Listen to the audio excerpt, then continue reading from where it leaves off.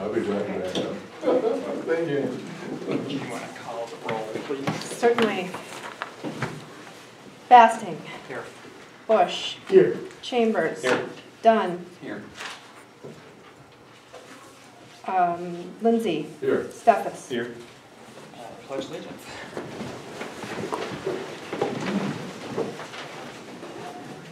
Pledge Allegiance to the flag of the United States of America and to the republic for which it stands, one nation, under God, indivisible, with liberty and justice for all. Okay. Our first agenda item is our 5 candidates that would like to take Kelly's place. We're going to give everybody 3 minutes. Do it alphabetically, or how do we do that? Yeah, I would just do it alphabetically. So we're going to do it alphabetically. Is that okay with all 5? Can we do it reverse alphabetically? I'm a P, and I have been first my entire life. When I was a kid, I enjoyed that, but why not? Yeah, when I was a kid, I didn't enjoy it. I'd rather do it this way. Nobody objects. That's okay with me.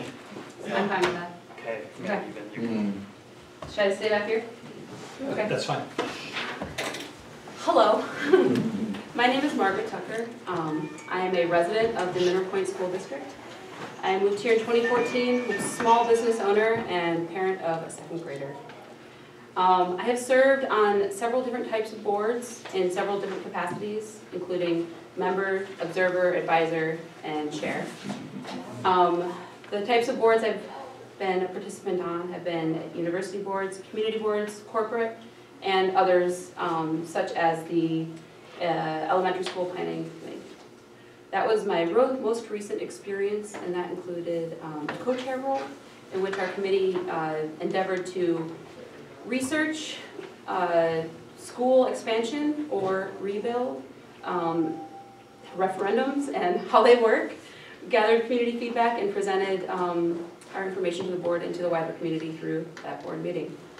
I also am a volunteer at the elementary school on a weekly basis. I work in Bridget Beinborn's kindergarten room, and she was my son's kindergarten teacher, and I just really thought she was fantastic, and it's such a dynamic age, and I just keep going back, even though he's not there anymore. I'm interested in serving on the Mineral Point School Board because I believe that public schools are our greatest assets in our community, and they need to be nurtured by community members and on a constant basis.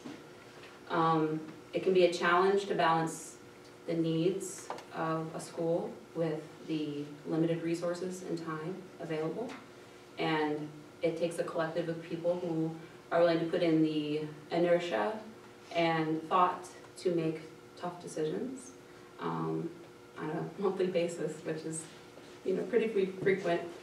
I have lots of experience understanding and writing policy and understand how to work within procedures and confines of a governance structure, such as this board has. I'm also pretty good at working in a collective to reach a common goal. And it's a pleasure to support our administrators, our staff, our students, and all the people in our community. I want to thank the board for considering me for this position. I think that civic engagement is really important for every community member to at least be mindful of and participate in if they are able and willing. And that's why I'm also thankful for these other 4 people for being here. It's really heartwarming to see so much interest for, taking on such a tough job. I think that was all I had for good. Thank you. Thank you. Sorry, I should have warned you that I wasn't on time. But I was It turned out all right, I guess. Yes. keep talking. Bonus points.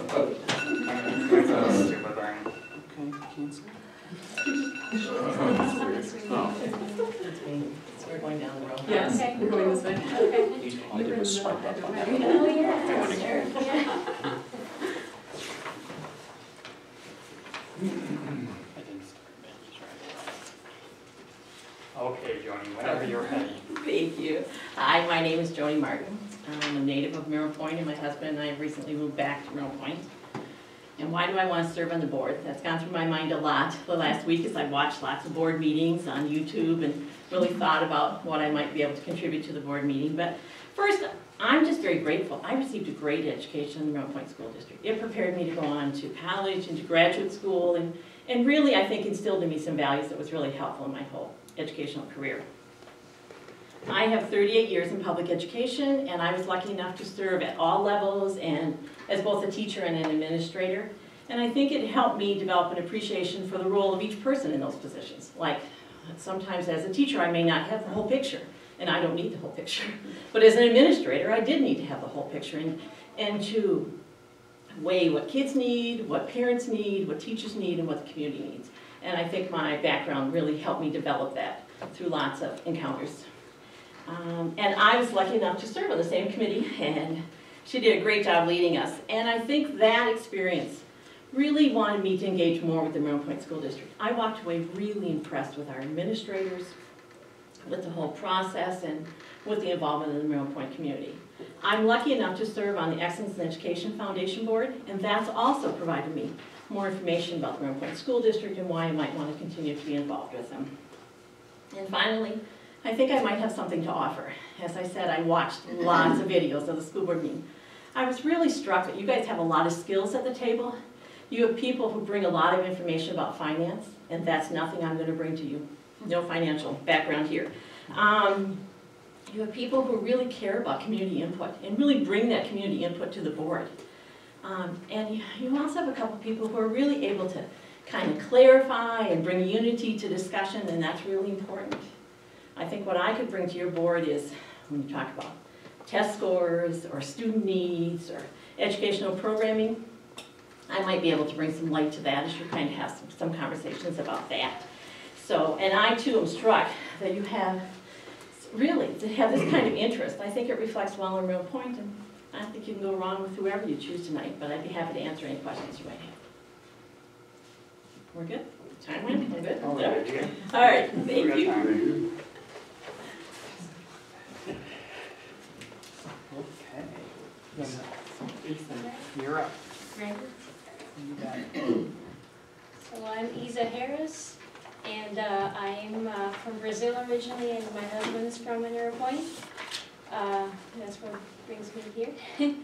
And so I guess from that background, I grew up in Brazil, and it's a very different system for education there. There, the public schools are not nearly as good as what we have here, so I think we're really fortunate to have the system here, and we have 2 kids, and I'm very grateful that they will be able to be part of this. So I attended private schools because in Brazil you really try to do that if you can, because my parents worked really hard so they could put me through private schools, and I feel like I had a really great education that way. Growing up, I also played tennis, which is what brought me to the U.S. I got a scholarship to play at the University of Arizona, so I have a background in athletics, which I think is this school is really involved in sports, and I think that would be an interesting background for the board. I have, my main interest is really, I have 2 kids, we know a lot of people in the community, and like Maggie said, and Joni, I think it's really important to be involved in the board if you can, or in the school in general, and do your part. I think in this role I would really be looking to be open-minded and listen to everyone, to other people on the board in the community, and be a helper on the board to get to good decisions. And this would be my first opportunity on the board, and I would really be looking forward as a learning opportunity, as a way to get involved in the community, and bring my a little bit different background to the table to improve, but mostly to listen and try to come up with good decisions. So, any questions? I think we're good, I think we'll ask questions at the end. Okay, great. Cool. Thank you. Sure, thank you. Okay, tell me whenever you're ready. Hello, my name is Anthony Dahl, or Tony as most everybody knows me. I'm a graduate of Mineral Point High School, and again, like Joni, I had a great education here. I wouldn't have been able to do what I did in my life without having the education I had here at Mineral Point. I've been in education for 25 years. I've been an elementary teacher, I've been a special education teacher, I've taught at all levels. I've been a principal, I've been a central office administrator.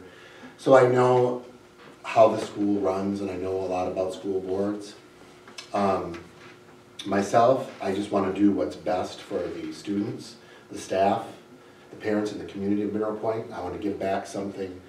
I want to give back what they've given me, and I think it's important. We're one of the top schools in the state, and I'd like to keep it that way, provide the resources that the students need, that teachers need, administrators need, parents need, what we need to do to make Mineral Point stay at the top in education, because I think that's very important. That's all I have. Thanks, Tony.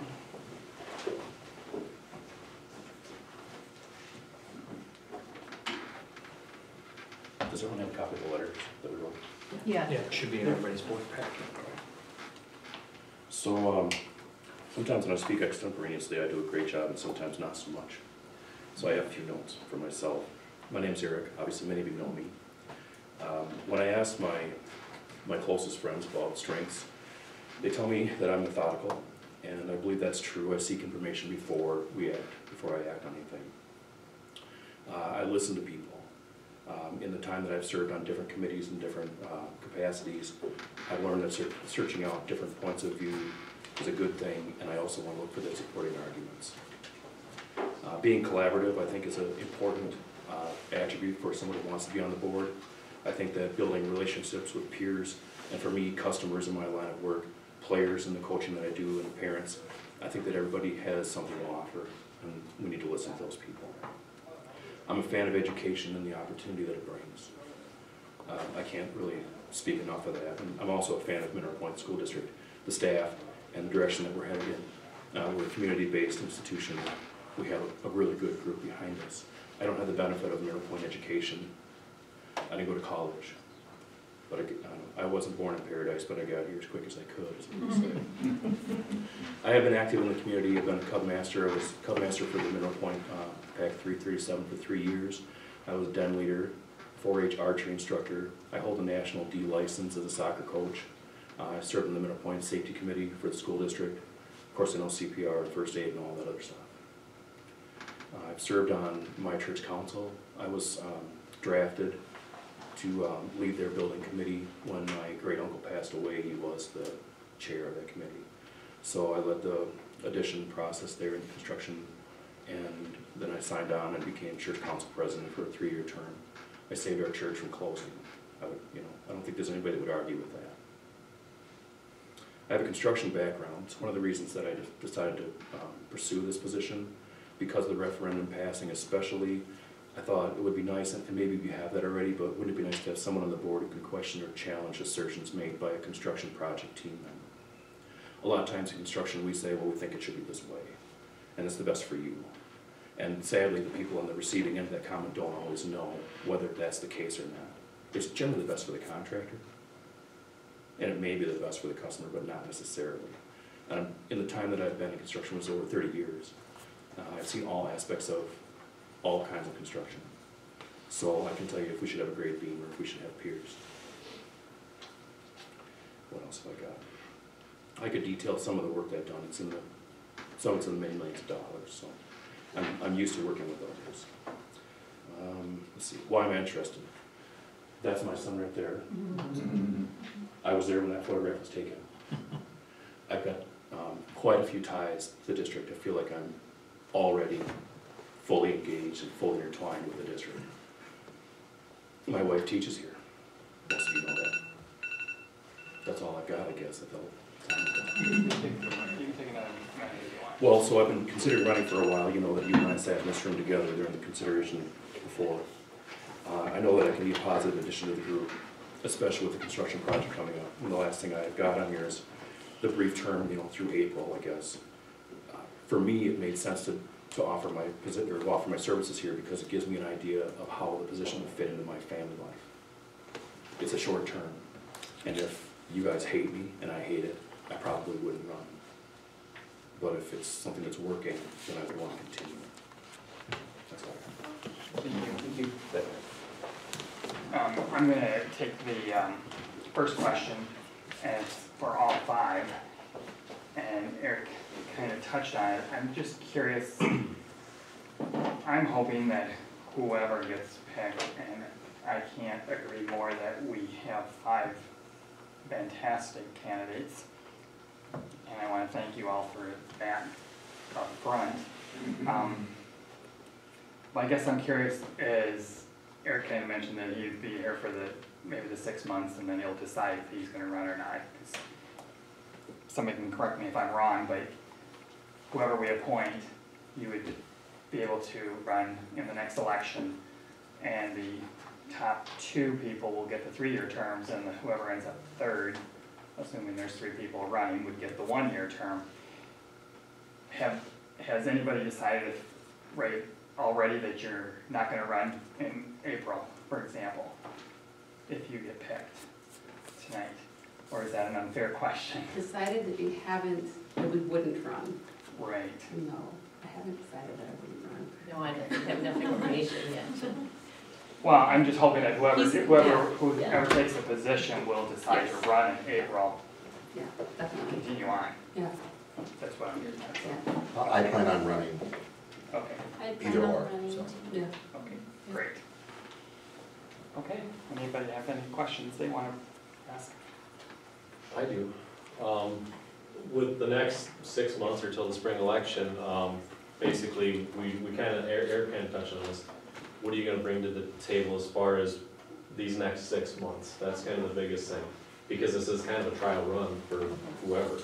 So, and I know you kind of all touched on what you guys are, focused on, but we know what we're kind of in with the referendum, and obviously with the transfer of transition between Luke and Mitch, so what can everybody bring to that?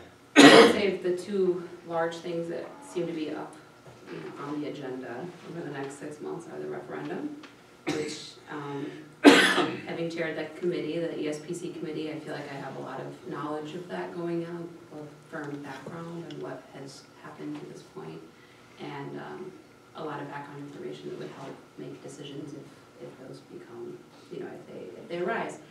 I also had the opportunity to observe basically a corporate headhunt for an executive once, and it was a very interesting process watching a collective of people evaluate individuals to lead an organization, and how to measure the quantitative and qualitative metrics of a person with the variables that are within a system. This would be within the school system in this case, and the needs that exist, and I think that would be really useful in the superintendent search. To having served on the committee, I think it gave me some background. I mean, I certainly was very supportive of the referendum and thrilled that it passed. So I think there's some background there as you have discussions about it and those kind of things. And I think also you are going through a transition right now. And one of my roles in the past was to work with new teachers and mentors, and part of that is helping those people go through transition and change and find their place in their new position. And it's also a trial run for all of us. Is this a good fit? So, yeah. So it's just 6 months, but I think it's a really exciting time. There's a lot going on with the referendum and the superintendent position. On the referendum part, I worked in engineering and General Electric for 7 years, and I'm comfortable with projects, and of course I was more in the design part, but also involved a little bit with the financials of it all. Everything you build, the financials are always there. So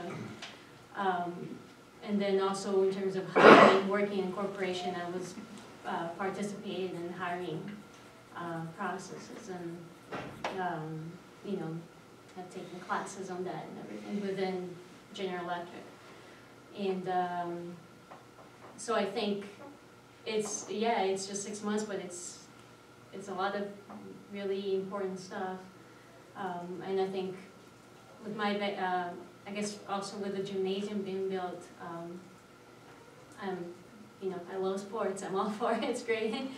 And I think it will be just really great for the community to have that, for the students, I think it's important for the kids to start that earlier on in their lives and just build, you know, a healthy habit from the start. So I think, yeah, it will be an interesting time. I think I can bring a lot of experience with curriculum and assessment. I've been both a director of curriculum and director of standards and assessment. I'm very interested in curriculum, very interested in assessment, where our children are falling behind, what we need to do to make that rise in all kinds of curriculum and assessment. I know we do a lot of assessing in Wisconsin, but we need to look at those test results. We need to pull that information out of those test results, and we need to be able to make our students that are lower meet the expectations that everybody else is meeting here. And I also can bring a lot of experience with the building project.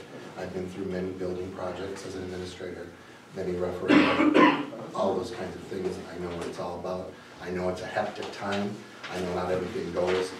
You know, you have a great plan of what you're going to do, but that plan doesn't always turn out the way we want it to do. I want it to be, so you have to be able to explain that, why that happened, what we're going to do to fix that, so everybody can remain happy, I guess.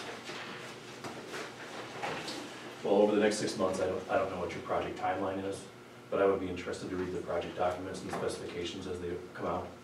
There's tons of language in specifications, especially that that exempt contractors from extra work, and that hold the customer or the district accountable for the cost for those things. I'm an expert at those kinds of documents. I would also like to, I'd like to decide or be part of how we decide and pick contractors. I've worked with dozens of them, many of them in school district atmospheres. I am intimately familiar with the crew that did the Dodgeville School District, and I have many contacts at Crane Brothers. Those are the two top contenders for the work that's going to happen here. So I've contacted both of those places, and I can offer assessments on my personal belief of the construction quality and the type of work that they do, which I think is important for us. We're struggling with a roof right now. So I'm able and competent to read details and pick apart sketches. There's a lot of things that come into a project that are boilerplate that engineers plug in and don't necessarily apply to the work at hand. And I think that that's something we should call out and make sure that we remedy. So my focus would be, aside from the day-to-day or the month-to-month work that you guys do all the time, I would really want to focus on making sure that we start this project off on the right foot. And further to the question about the short duration, even if after 6 months, if we can accomplish that, then if it does, seem like it's not something that I would want to pursue further, that at least I would have done my part. And even if I don't win a re-election in April, I would be really interested in continuing on at all, because the district matters to me. I'd just like to make a comment. I thank you all for coming. I wish we could add all to the board that would make this decision day easier. You all bring so many unique skills and things that we could utilize that I don't know how we're going to pick, frankly, but I have an idea how to vote and do that. But I wish that you all make yourselves available to help us after the choice is made, which would be very, very difficult, I think. So. Anybody else have any questions? Thank you. for taking the time. I just want to clarify, I would be interested in running for, the double negatives are getting to me, and I would be remiss to not clarify that I'm interested in serving on the board beyond 6 months. Just to be clear, very clear. Okay, well. So for those in the audience, the board can decide at this point in time, if the majority of the board decides to do a voice vote or roll call, they certainly can, otherwise it would be a signed ballot vote. We've pretty much decided we're doing the ballot. Okay, so the winner needs to have 4 votes in order to have the clear majority. There can be 5 rounds, and I sent this out to all of the candidates, but I would say in order to move from round 1 to round 2, a candidate would need to have at least 1 vote. This would proceed the same procedure through 5 rounds. If after the 5th round there's still not a clear majority, anybody still in the pool gets a name thrown in the hat, and it is purely a random draw to see who fills the seat until April. I really just came for the coin toss. All right? You have no idea. I got a coin. Yep. I got one. I think it's important to clarify for the candidates, I mean, I wouldn't have known this, but board policy states that one of the options has to be none of the above. So that might be, I mean, Do you want to bring I doubt that's going to happen with bring the 5 ballot candidates, up, but if we Mitch? had, Can you know, click on that? if we had 1 candidate or, you know, none of the above has to be an option here, but just so people are aware of that. That's good to know, thank you. Right. So as a board, you would need to cast your vote, you need to sign the vote, and I would suggest that you pass them to Angie, and she can run the tally.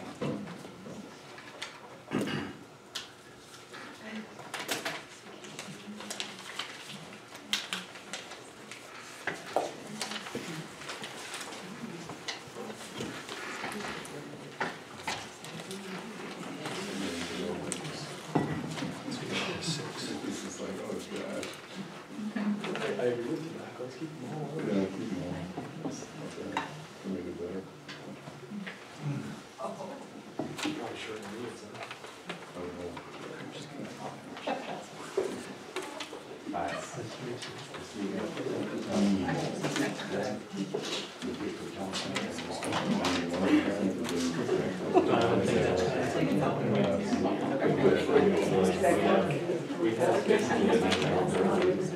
Right there, Literally. Me too. That's just a- Yeah, where was everybody in the last? Yeah, where was everybody last spring? Okay, so here's the first row.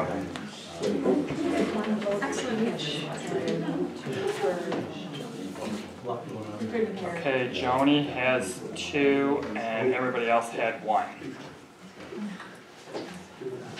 Okay, does anybody want to make any comments before we vote a second time? We should just clarify the process after 5. You have to, a board member has to nominate and be seconded to put in the random drawing, correct? According to Bob Butler, anybody that has made it to the 5th round Okay, gets the name put in the hat. okay. So if this continues, hypothetically, we could put all 5 names in a hat. Correct. So,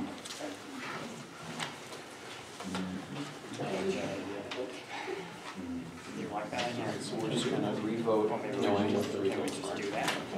Let's try about the most that we did, the drop off. At this point in time, it would be, but you gotta get through that. You gotta follow your policy, so you gotta do this 4 more times. And that way you can say that you followed policy. This is round 1. Oh, I forgot to sign mine, sorry. Boys.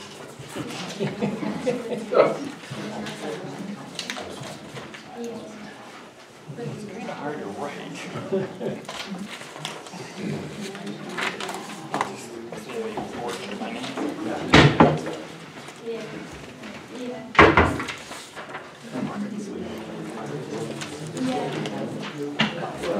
Yeah, honestly, that's not really what the interest of. Probably fixed the decisions. Mostly. Stays the same this time, if everything stays the same way. Poor things. So like you came out of work yet? She's, I thought it was a party, but I have to kind of reason for another extra. Friday. Friday, I gotta go back. Or did you call last Friday? So moving into round 3, the vote remained the same. It was an identical vote.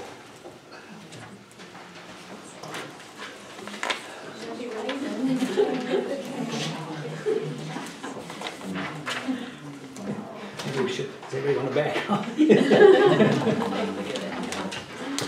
Fair game here for these boys.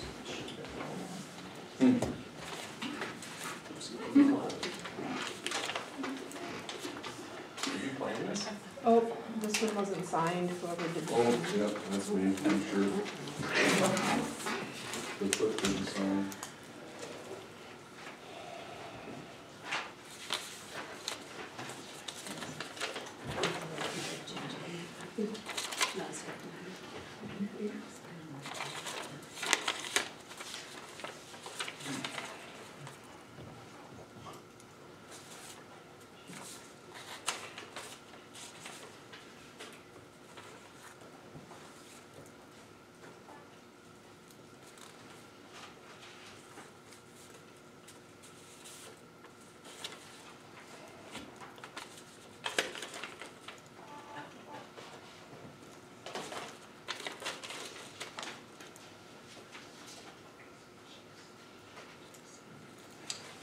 Okay.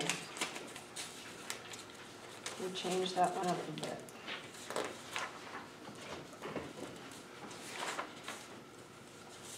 Okay. Third round, Maggie got 2, Joni got 2, Tony got 1, and Lisa got 1. So in round 4, then Eric's name would no longer appear on the ballot.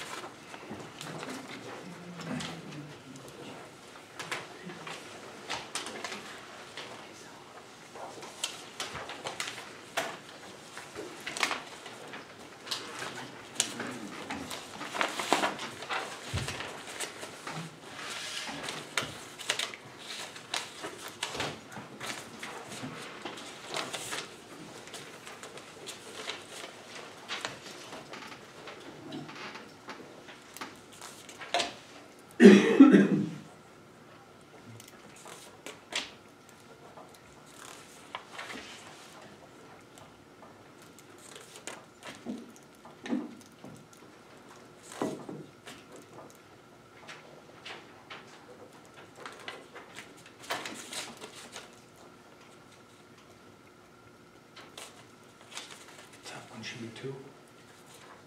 Nope, Dahl was 2. We're missing a vote. Missing a vote call. Oh.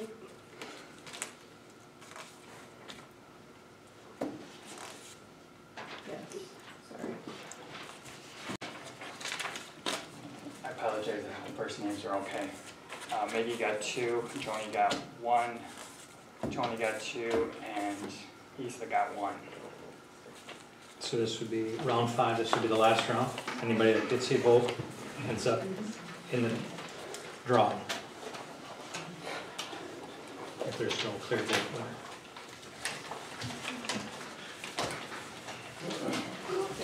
You guys are too good.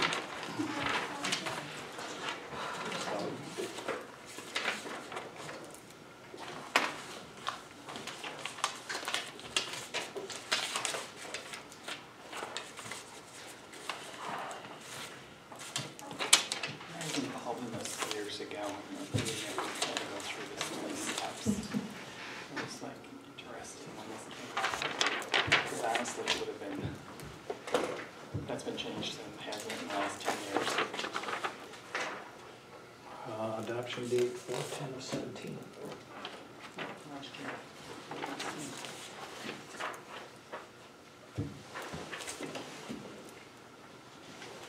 Same as the last round.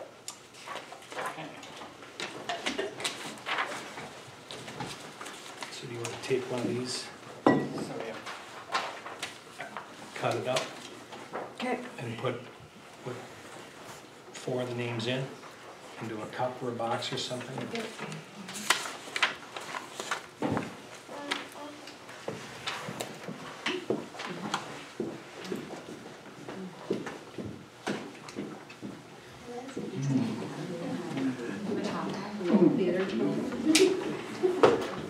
I think you might be okay with point where there are more candidates left, but I'm okay with that.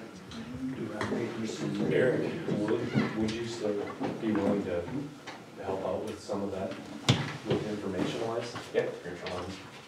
I think it would be a huge asset. I've talked to a couple people, and, I do residential work, so it's a whole different scale from what you're used to dealing with. So I think it would be a huge thing to have you kind of, when we get to that step, bring your knowledge in for that. Whatever I can do to service, what I want to do. Appreciate that.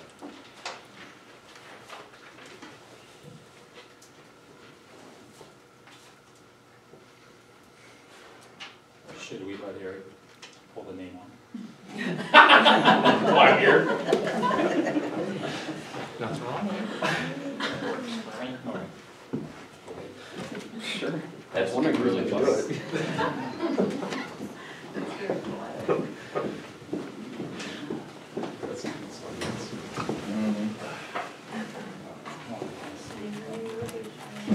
Who's drawing?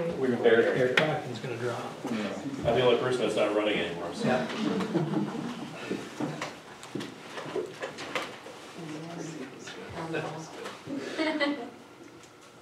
You didn't fold any of these scooply, did you? No. Which I do with it now that I have it. And it's Jeff here. Or Angie. I'm gonna mix up. Well, no, I'm sorry, yes.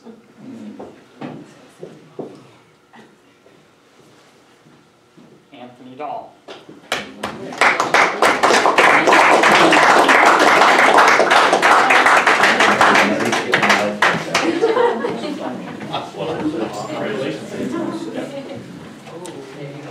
Before I move He gets the I would shots strongly with suggest that it may be against all of you. You're all fantastic.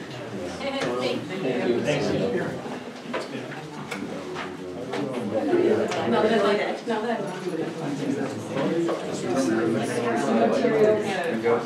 Premier seat, your front and You would have to do your candidate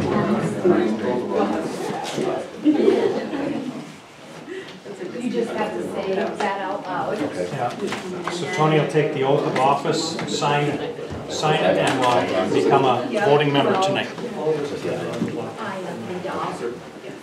I, Anthony Dahl, having been appointed on November 12, 2018 as a member of the school board of the Mineral Point Unified School District, but having not yet entered upon the duty thereof, hereby certify that I am a citizen of said school district, as where I will support the Constitution of the United States and the Constitution of the State of Wisconsin, and will faithfully discharge the duties of said office to the best of my ability, so help me God.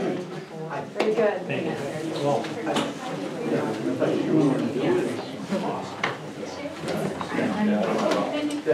this is just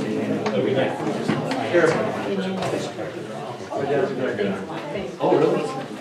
John, policy book. My congratulations or condolences. Yeah, I haven't yet, It's just- but There's still some. we got a connection there. It's gonna be at the 40%. Okay, let's move on. Approval of the minutes.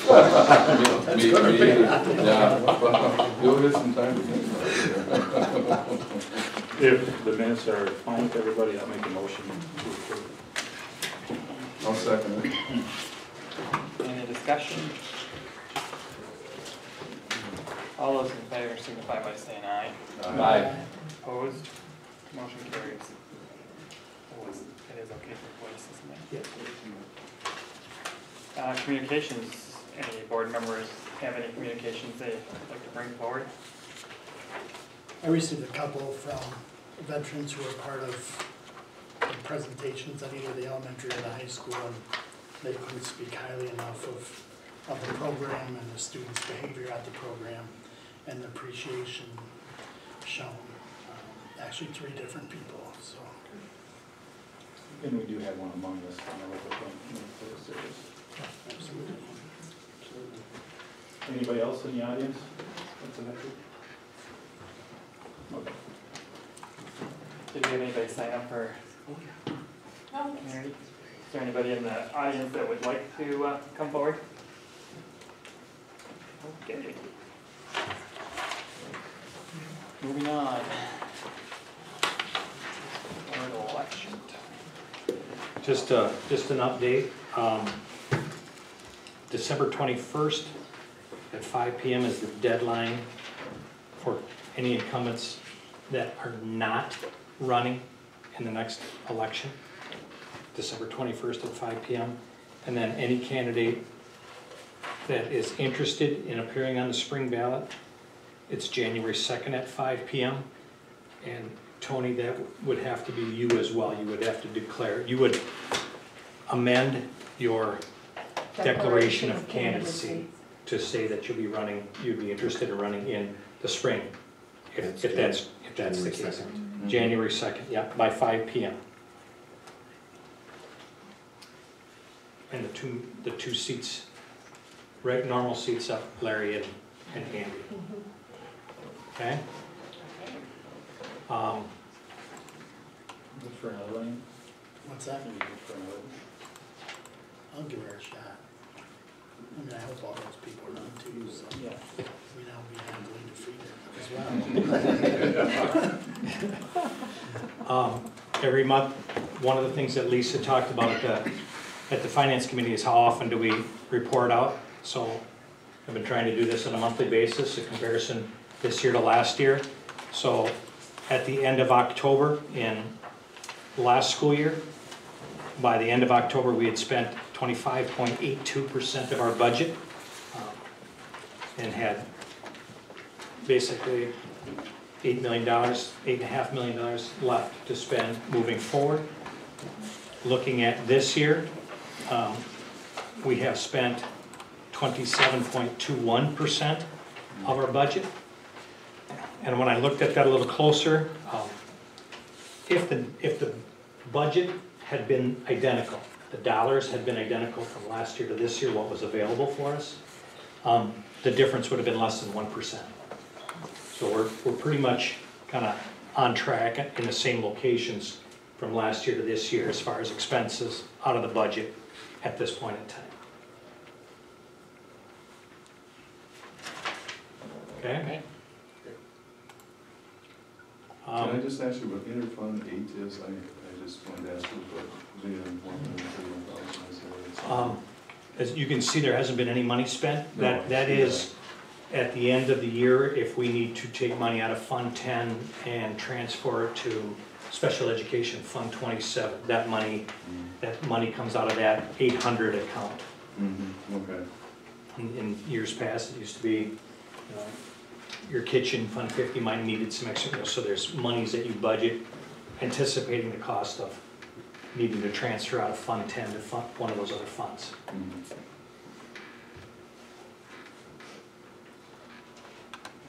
Okay? Audit, Johnson and Block conducted their audit. I sent everyone a electronic copy. Mitch, I have not been getting your emails again. You're not? Still not getting them. All right, we'll check into that because I've been sending out a ton and I apologize for that, so. I haven't been getting any. You Actually, just mentioned you've that. sent out very many. I've only had one from you. You've not gotten any of my updates because I sent them out to board members and then I've been getting, a few. I haven't been getting them all either. then let's get dependable on this. I apologize because they've The given last one I us. got was your Friday update. Okay, Yeah. and I get everything from Angie and Joelle, but nothing from me. nothing from you.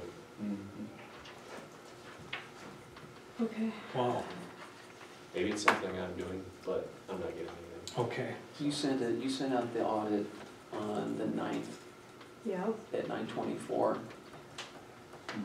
Then on the 9th, there's a vacancy update, Yeah.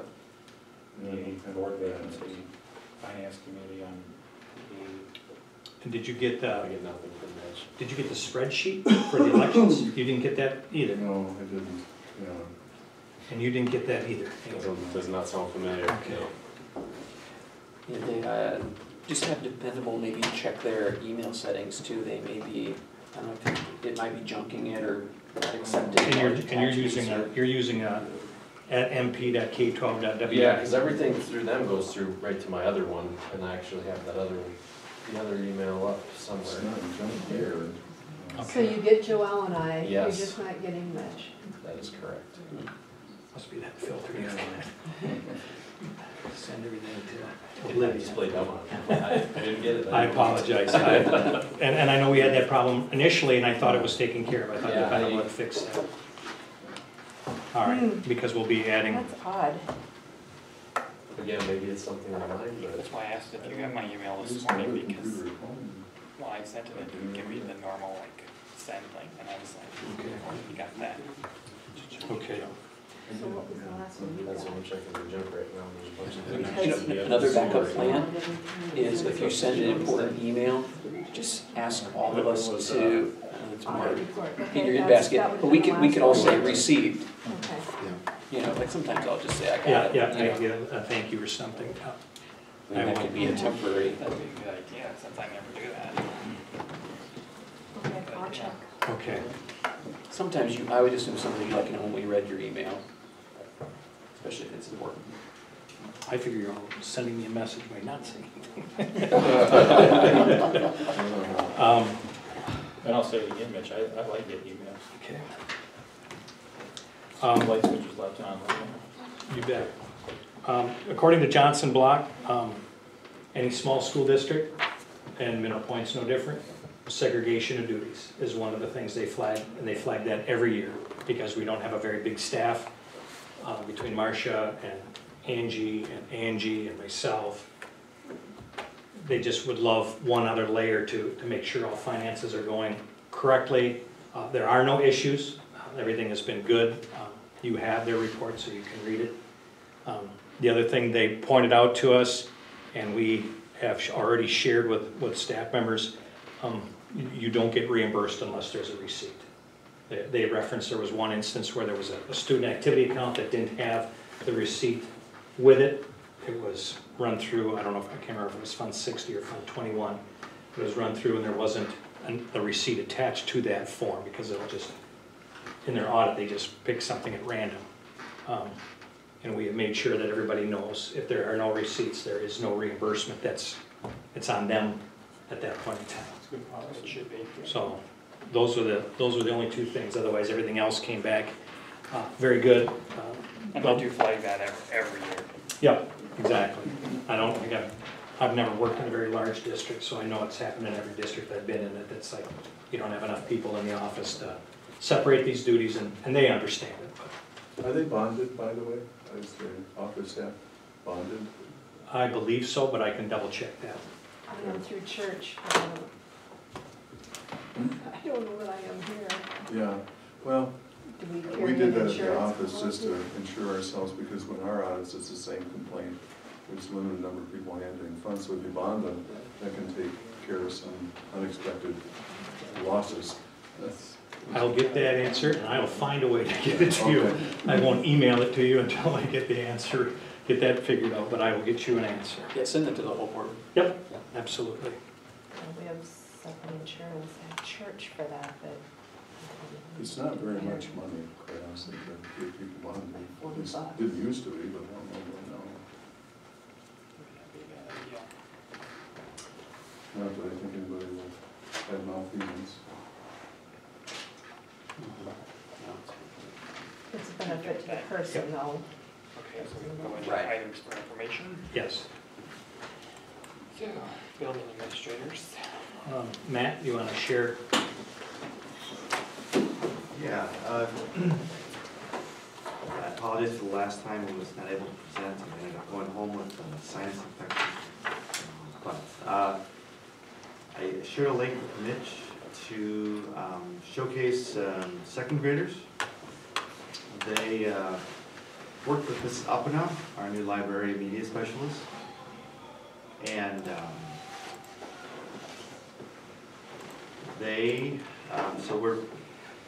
we've connected the reading to the writing, and we're just trying to show that one supports the other. And so Mrs. Rackey's class worked with Mrs. Uppena in second grade, and the kids developed, no, not that one. Go back in there.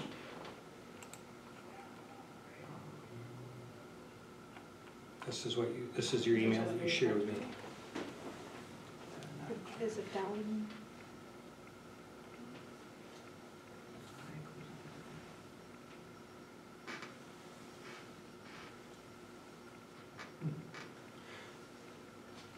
Okay, it's not there. I'll just tell you, and then you can watch it on your own. But they put them behind a green screen, so it was a black screen, and they had the book up, and they were reviewing the book, and then they spoke about the book. So it's just the kid there with the book at the side. So they were on YouTube. Mrs. Uppena now has a YouTube channel, so each kid was able to present their book review for the class, and it was a neat, engaging experience. So a nice connection between classroom and library. So I'll share that out. Thank you. Angie? Hello. I think since the last time I was here, we've held one early childhood screening in the middle of October. I believe there were 12, 2 years, 9 months to 3.5-year-olds that we screened that day, which directly relates to my next item. And it's not on there, and I'm not sure how Mitch wants to handle it, but when we started the school year, we started with 2 students in early childhood. We had 1 move in, we had 1 come out of birth to 3, we had 1 qualify last week.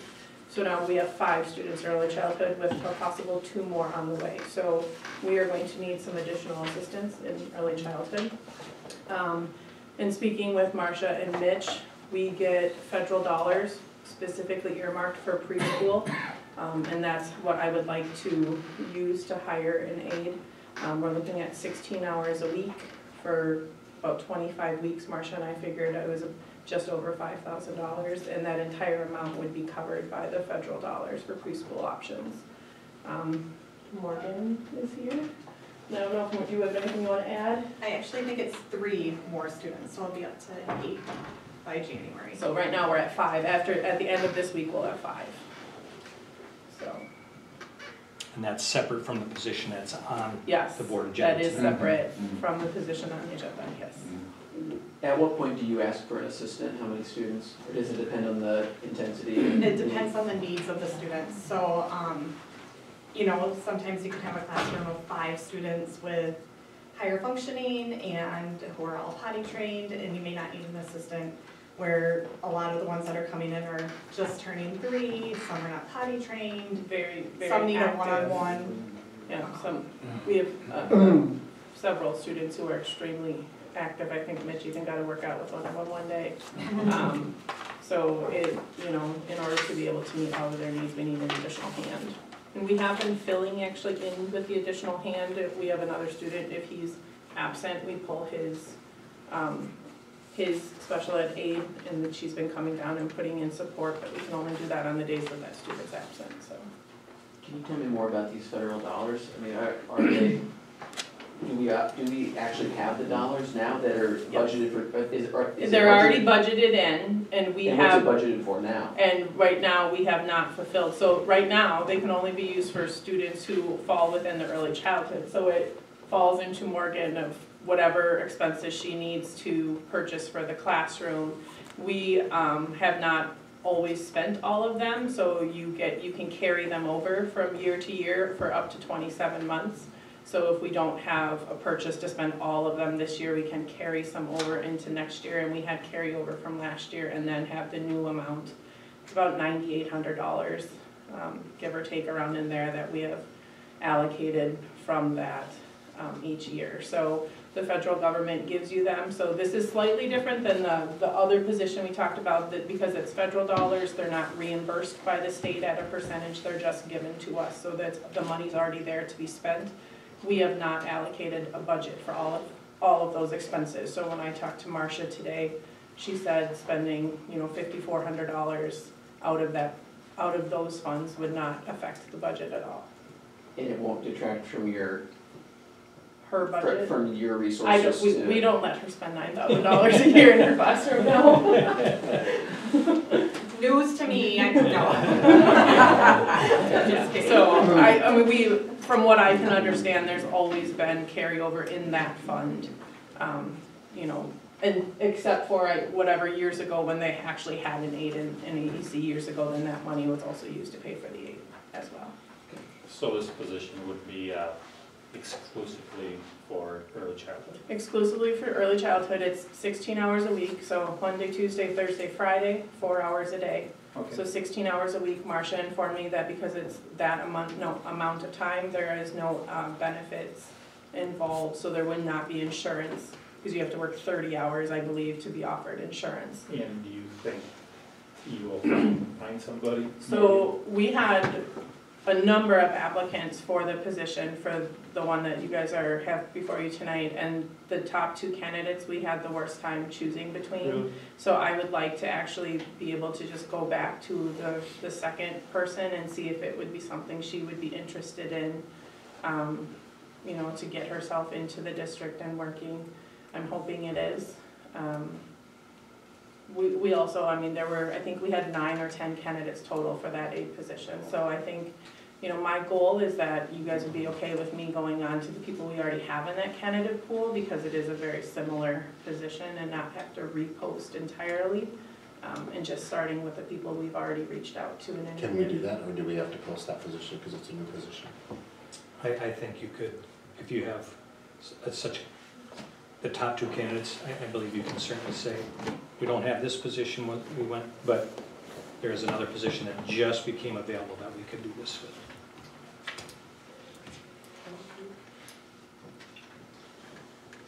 And so I know it's not an agenda item, so I don't know how you guys need to work that through. How quickly would you be looking at needing this additional person? So, so to be honest, so to be honest, we've been filling, as I said, when we've had a position, if there's been an illness for a student, we've had somebody been filling in, and I think that's been going on for 2 weeks. So we've been trying to fill the gaps with what we already have in-house. We just know that's not a long-term fix. Do you need board approval for a limited position like this? I think when there's a hire. Yeah. you need board approval. Okay. Money. Would this be a one-year position? So out of the potential, out of the ones that we know now, only one of them is 4. The rest are all still 3-year-olds, so there's the potential that they would still be an early child. Am I wrong on that? 2 or 4? So they would be in 4K. The other 3 that we have set would be returning to EC next year. And then with the 2 or 3 potentials that we have, they're all, I think 2 or 3-year-olds and 1 is a 4-year-old. So there's probably at least 5, I would say, that I'd be comfortable saying would return. I think that's a discussion that I could give you more permanently at the end, you know, in the spring, about if it's a position we need to fill or not. Could you do a substitute position for a month and then roll this back in December? Certainly could. Is that candidate available? I'm hoping so. Okay. It is somebody already on our substitute pool list. Oh, it is? So. It just can't take action on it. Yeah, It's just yeah. on the agenda. There could be the potential for just a special board meeting.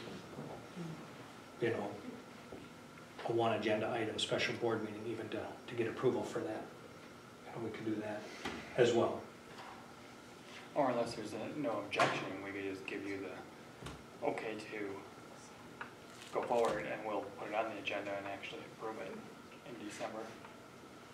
I mean, does anybody really object? As long as it doesn't violate open meetings, you know, Right. by not having it on the agenda. But I kind of like Larry's suggestion, but, If this person's already a sub in the system. right.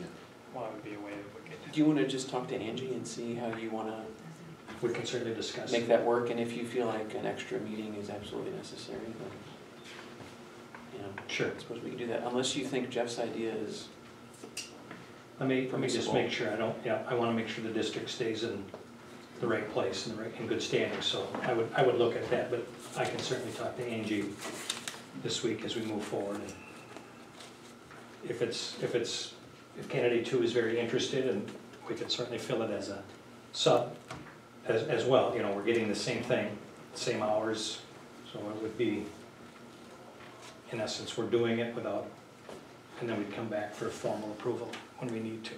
But I'll check into that. Thanks. From the high school standpoint, we had the students take the pre-ACT. It's a shortened version of the ACT. All juniors took it. We got the scores back. The staff was looking at it. Each student gets a breakout of their scores. They get an item analysis.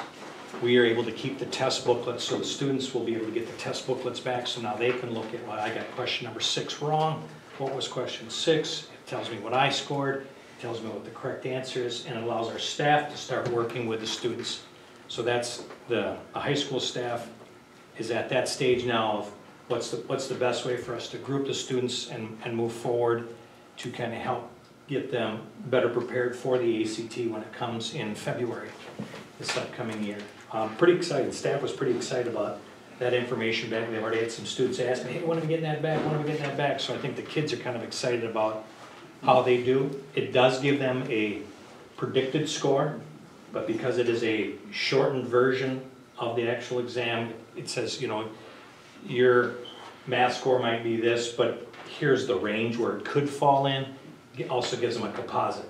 So it says your composite might be a 25, but it could be anywhere from a 22 to a 27, depending on the more questions and so on and so forth. But we've gotten some really good data, and the high school staff is very excited about taking the next steps with that. So have you given that to the kids yet? Sorry. Have they given it to the staff? I've given it to the teachers. I don't know if they've actually handed it out yet to the students. Were there any overall areas of uniform deficiency? Not to look at the negative, but where things could have been better as an overall group? In my first initial look, there wasn't anything that stood out, like where our math scores were just horrendous. There wasn't anything like, it was a pretty good range. I did see some projected 32s and I saw some projected 17s. But it's nice to be able to look at that. We will be giving our actual version of the ACT, so the students will get that 4-hour block of time so they understand. Boy, it's 60 questions in 60 minutes. What is that like? So they're going to get that little take as well, and then they can compare both, and hopefully those numbers are kind of similar. What we get, because we'll score that and kind of say your math score now would be this. And it allows the staff to group kids together, so they might take, anybody that's a 17 to 20, we're going to meet with you guys, here's some tips and tricks, and here's what's going on. And with the pre-ACT, they can actually look at specific questions and what threw you or what drew you to this particular answer. It also allows the staff to look at and say, boy, on this question, question 19, we're all over the board. So I'm going to look at what question 19 asked in my subject area, and I can make sure that I address this so that people aren't just, hey, this tells me everybody was guessing here.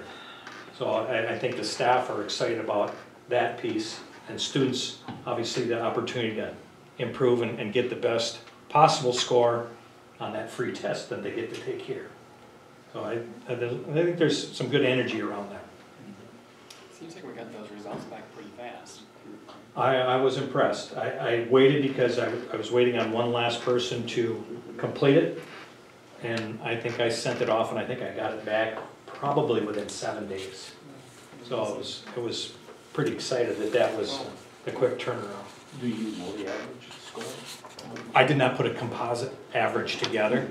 I can certainly try to get that for you, but again, it's based on a shortened version.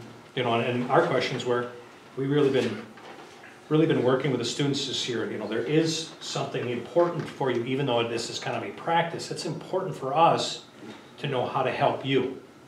So we think students maybe put a little more concerted effort into it, other than just saying, that's the practice one, you know, what difference does this make? So I think we're getting good information to be able to turn around and help the students to the best of their ability and our ability. But I can try to pull that together for you.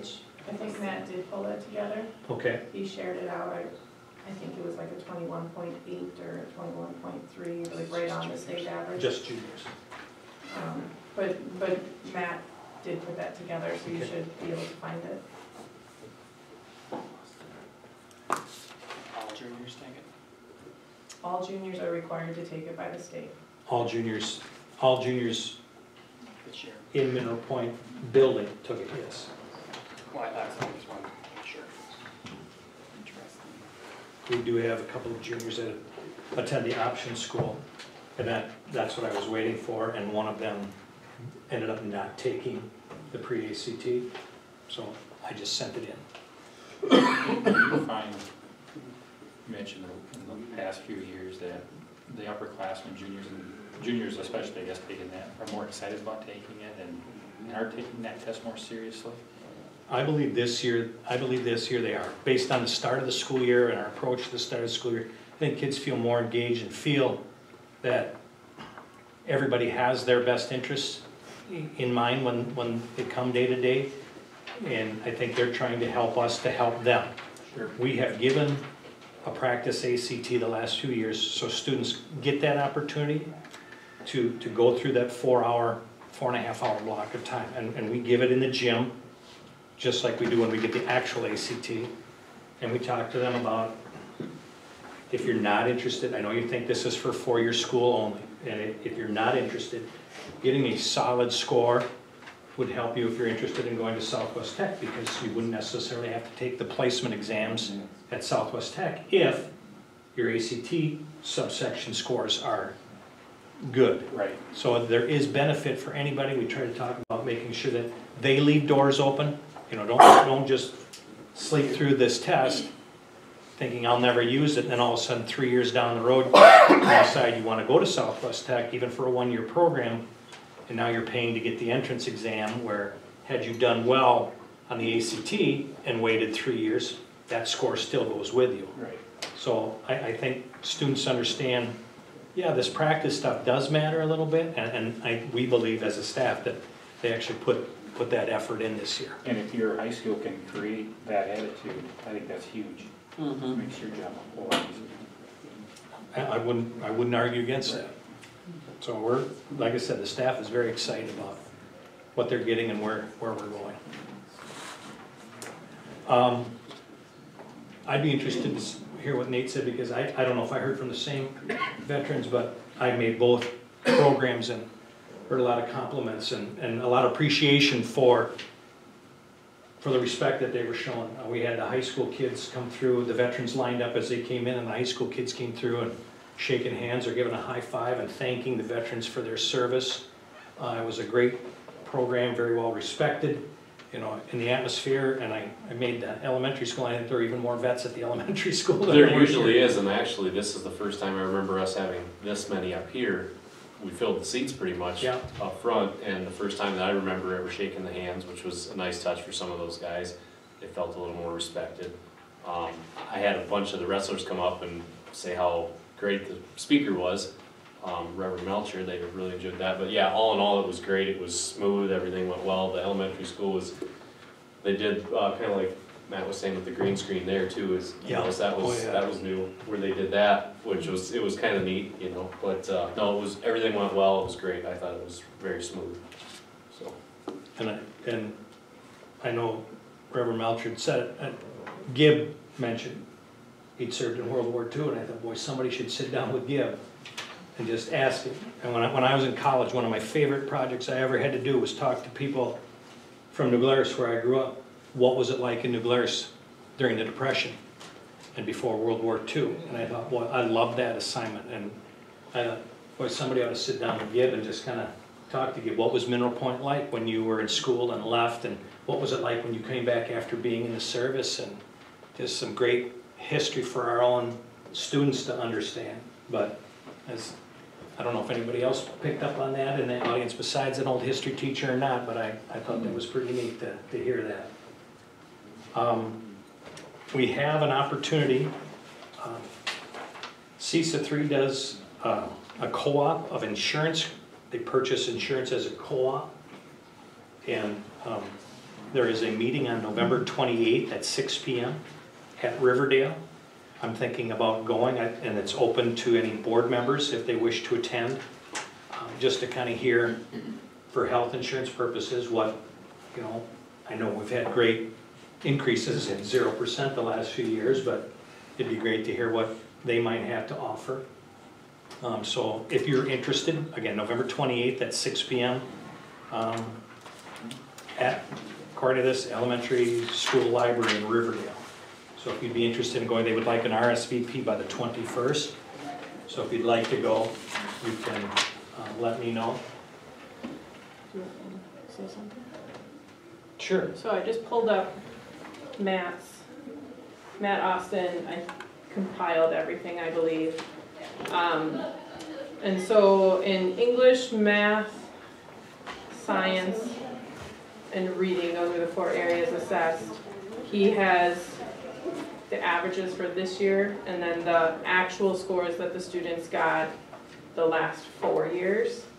And in English, math, and science, English, math, and reading, we have the highest score on this pre-ACT that we've had over the last 5 years.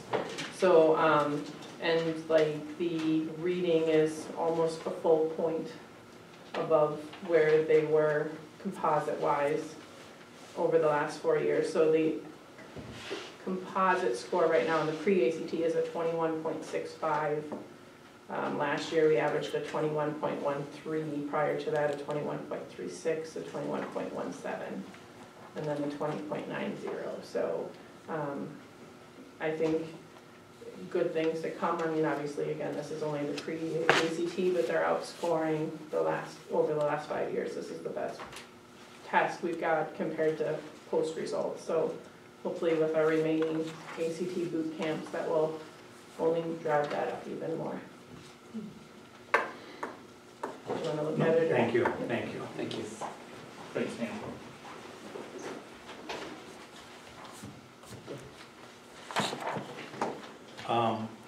Going to results of the referendum canvass.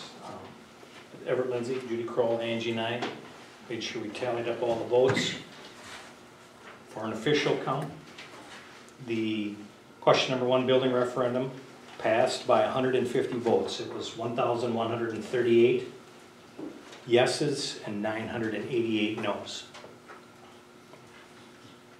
And for question number 2, which was the operating referendum, $350,000 a year, yeses 1,239, noes 881. And on election night, the building was a no until the city of Mineral Point called me at about 10:45. And Debbie didn't sound really happy about it. I have your numbers. I think, well, thank you. I don't care about the governor's race right now. I can go to sleep. And that's what's the city of Mineral Point flipped the building referendum. I do have, if you're interested, I do have what the levy, Marcia printed it on what the levy would do, impact for each of the townships, each of the voting districts. I just have 1 copy. If you'd be interested, I can get that sent to you, or you can take a look at it tonight. But nothing has changed based on the levy that was approved. It just gives you a dollar amount for what Walrick, Willow Springs, Kendall, what each one would be responsible for. Can you just pass that around? Sure. Make sure you do that. Sure. Do you think those communities will want you to publish that in the paper? They get, well, I can. Each clerk gets it, so they would be reporting it at their particular board meeting. Okay. And then next steps. Part of the finance committee meeting was what to do next. The recommendation was to go out and borrow $8.5 million in 2018. The idea is that to get the money, we could invest it. Any interest would go towards the project. Lisa was saying that interest rates seem to be somewhat favorable for investments right now. Could end up being an extra 100,000 or more that could be spent on the building project. So any kind of, if at some point in time there was a change order, there'd be some extra monies for contingency if there was other furniture needs, those kinds of things that came along. That it would, in my mind, it would just become contingency money that you would look at holding on until the project got near the bitter end. FEH met today. Kevin Christie from FEH, Kyle from Kramer Brothers was here, and then Joel, myself, and Roger and Matt Renwick all met. They would like to have bi-weekly meetings in this initial stage of the process. Where are we? They have a schematic design, then step 2, help me Joel, step 2 was? Another work design name. Design development. Thank you, thanks Christy. Design name. And then the last would be the build, the actual, Construction document. here's the drawings, here's, and the build process. FEH is asking that we have bi-weekly meetings. They're looking at Mondays at 1 p.m. So every 2 weeks we'd be looking at having a meeting if anyone is available. Love to have you be a part of it. They'll start up here, eventually we'll shift a meeting or two to the elementary so that if there's questions, you know, let's look at this and how is this going to play out, then we would be at the elementary to move forward from that point in time. Will there be minutes taken at those meetings? Yeah. Okay. Yep. So we would, I have notes from today's meeting, I'll share. okay. Good. May I speak? Yep, go ahead, Christy. The design team takes meeting minutes, and we can distribute those, and then Mitch will get a copy, and then he can likely send them to all the board members, so you can see what was discussed. But are any board members interested in coming to the Monday at 1 p.m. every other? I mean, I'm interested, but I can't be I there. will try to, Okay. yeah. It would be nice to have 1 or 2 board members. Yeah, I'll try to be there, I'll see what I can do. Is there an additional charge then for these extra meetings then, or is that? Nope, it's part of the design process. Okay. Just want to make sure we get it right. And then how often, I mean, we could easily forward, once we get this email problem figured out, forward the minutes, but then they're also willing to come back and meet with the board. If you'd like a monthly board meeting, if you'd like them to come back each board meeting and just kind of give you a project update, they certainly would do that. They could give it to me and I could pass it on to you. You know, it's just how often do you want updates? How involved would you like to be in that entire Personally, process? I would think I would like to see the building and grounds committee get a little bit involved in this. I can't remember who's. I think that would be your operations. And I think Nate is. Myself and Dr. I definitely think somebody from the board needs to be involved, and I want to make sure that they're conferring with staff once they get to the point where they have some drawings, because I want to make sure this is done right. Who's going to be attending these meetings? FEH and you and Matt, Mr. Renwick? And Roger. And Roger, and someone from Kramer? Yep. You said it's every other Monday at 1 p.m., correct? Correct. Yeah, and I'll get your email address. Yeah. And we'll send out Outlook invites, if that sounds okay. Yeah, that'd be And great. then we'll get on your calendar. Okay. And how long do you anticipate them running? I'd say plan on 2-hour meetings. But you could come for a portion of the Well, meeting. no, I'm just trying to see if I can clear my schedule. I may decide to do that, so. Christy, why don't you send those to the district and I'll get them on our calendar so that it's public? There will be a couple where if they were to come to like the December 10th board meeting, they may move that meeting a little bit later so that they would just come. And that might be a 3 o'clock meeting and then they would be here for a board meeting that night. So there might be a couple of adjustments. Yes, sir. I think what the Greg Callen from Kramer Brothers, just to maybe offer a little insight into the process, just given lots of other districts, and obviously you have decisions you can make on your own, but as Christy talked about those four stages of design: conceptual design, schematic design, design development, and construction documents. What we want to do in the process is, through each stage of that design, is an appropriate time for us to do a budget check, okay? Because they've done enough design work that we can price things again as we've gone along. So if you think about what was done at referendum, it was conceptual design and conceptual budget. Okay, and that's what really every district does, because you're minimizing your investment in design until you get the project approved. Now that you've got the project approved, what we want to do is get the schematic design so that we can put a budget to schematic design. And Christy, that'll take us from where we are today about... To, I believe, mid-January is what we were talking about for completion of schematic design. So then it's a matter of how do we give you the information, do we come back for a board meeting and give a presentation? I'm planning on meeting with specific elementary staff about the spaces that we're impacting, and then also presenting at a staff meeting to the elementary school about the project in December. So dates picked already. yeah, so we're planning on keeping kind of everybody in the loop, but we are anticipating the design portion for schematic design being complete mid-January. So we can, yes. Question? Yeah. Okay.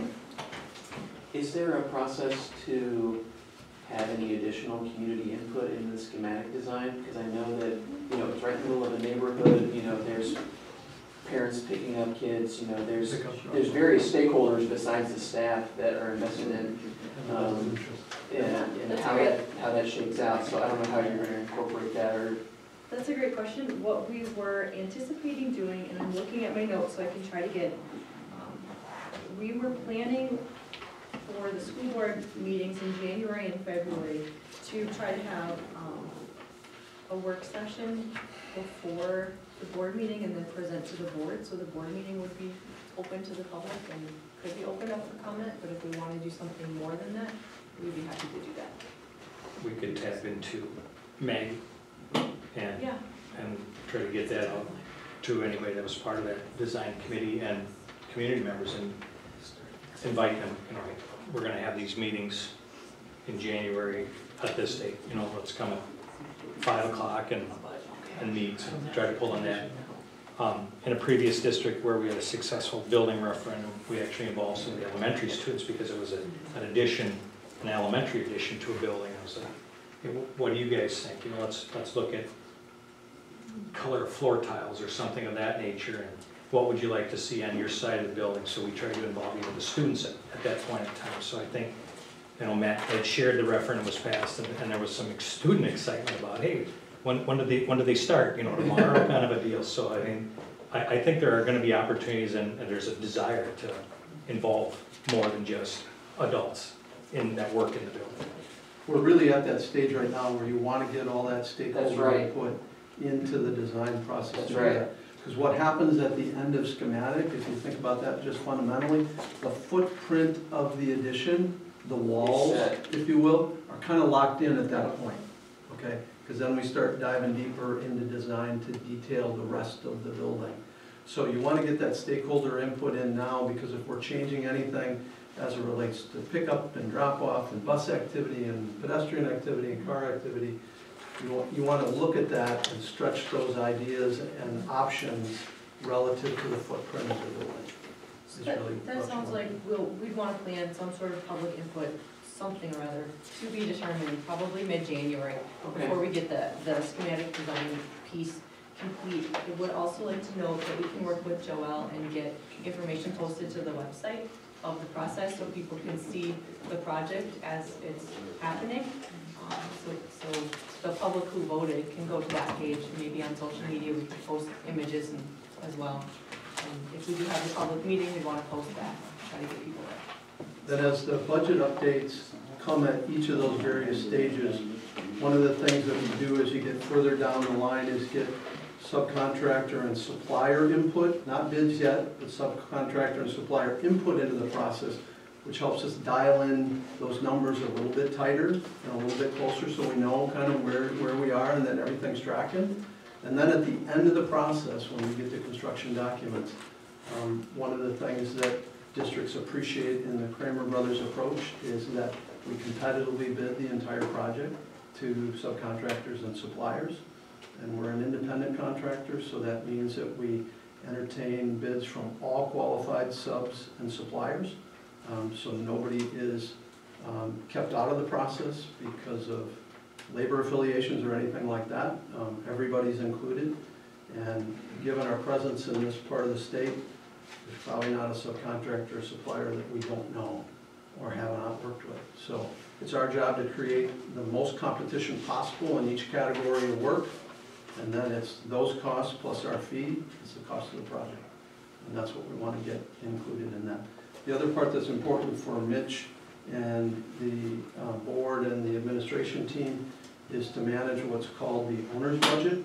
So the construction budget only makes up, say, 85% of the referendum amount, and the other 15% is all your furniture, fixtures, and equipment that are not in your construction budget. So it might be scoreboards in the gym, or chairs and tables in different areas, things like that, that aren't in the construction budget. But So they we want were- to make sure all those things are coming together at the same time. Yes, and the budget, the conceptual budget that has been generated includes building construction costs, and then it includes those soft costs in there with dollar values for the various pieces that aren't typically part of the building construction project, but are part of the overall project. So the conceptual budget is an all-encompassing budget, just to put that out there with more information to come. And we will be working closely with school district to make sure that those placeholder numbers stay until we have firm numbers to take reference. What's happened at many district levels is the getting concurrence or approval of the budget as we move through those different stages. As Christy mentioned, any board members are welcome to attend any of those meetings, but you're going to find sometimes there's detail that maybe you don't want to involve yourself in. But all of it needs to stay on track and on budget, and schedule's the other really important part of what's going on here, because it's an addition to an existing school, okay? And so there's some work that can be done during the school year and other work that has to be done in the summer months. And so how we bid that to the market and getting those subcontractors aligned for those timeframes is really important. What is critical for the district right now, I think in Greg and Kramer Brothers' perspective, is that the market's pretty busy. There's a lot of construction activity going on. So it behooves us to move at a consistent pace through the design process. And so we'll be anxious and kind of pushing on our end to keep FEH and the team and the district moving through that process, because we want to get to the market sooner than later right now. That's just where we want to be. My one last comment to Mitch about the finance committee as well is that we can also put together a draw schedule, which would typically then, once we understand the building a little bit better in the project, that helps Lisa and the finance committee determine when the dollars are going to be needed to fund the project, which oftentimes helps you with how you might stagger and phase your bond issue. Can you walk us through the timeline of the start of this project to completion? Sure. Based on the information that we got today, we were going to put one together. So I don't actually have all the information in terms of Kramer Brothers, you've been in this enough, you know. Yeah, if you think about, I'll maybe start with the end in mind and then kind of work my way backwards, but it'll make some sense. When you look at the volume of work that you're going to have here in an $11+ million referendum, there's only so much work that you can get done in the summer months. That's a really tight window and a really tight time frame. So my guess, based on your budget and the timeframes needed to do that, we're going to need 2 summers to do the work. Okay. Now the addition we can manage and build while school is in session, and we've done that in a whole bunch of districts. We just did that down the road at Cuba City, for example. I mean, we had activity going on during the school year as well as in the summer months. So when you do an addition, you can do that while school is in session.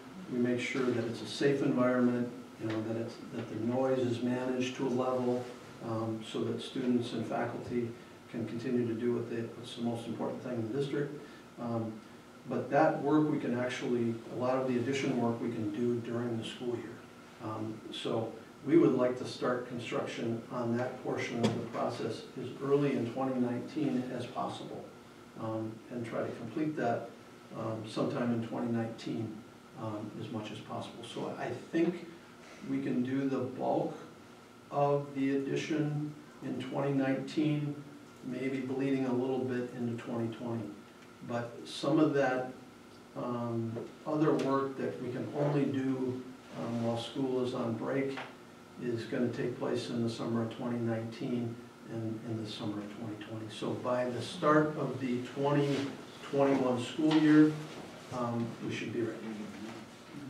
We do have some fairly major renovation planned for portions of the school, so we'll be working closely with staff to figure out if we need, once the addition is done, if we can shuffle people to clear up space in the existing building and do some work in there to extend the summer schedule a little bit as possible, so we can try to be as efficient with our time while being as least disruptive as we can. So I would also be looking at petition the EPI for a waiver on the September 1 start date for the 1920 school year. So we may look to start sometime in August so we can be done, so they have the biggest summer window possible, so that when we come in September of 20, Yep, the building is ours and there's nothing. We took a week at the beginning of the school year and we took a week starting in the fall, and that 2 weeks is huge as it relates to construction activity.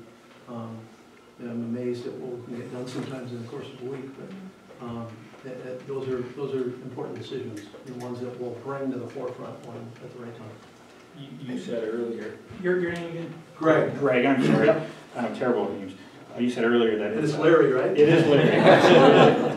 And I know Andy's because I know some of the other board members from past, there's a lot of new faces. So you said earlier that it's a very busy environment in the building sector all around. Yep.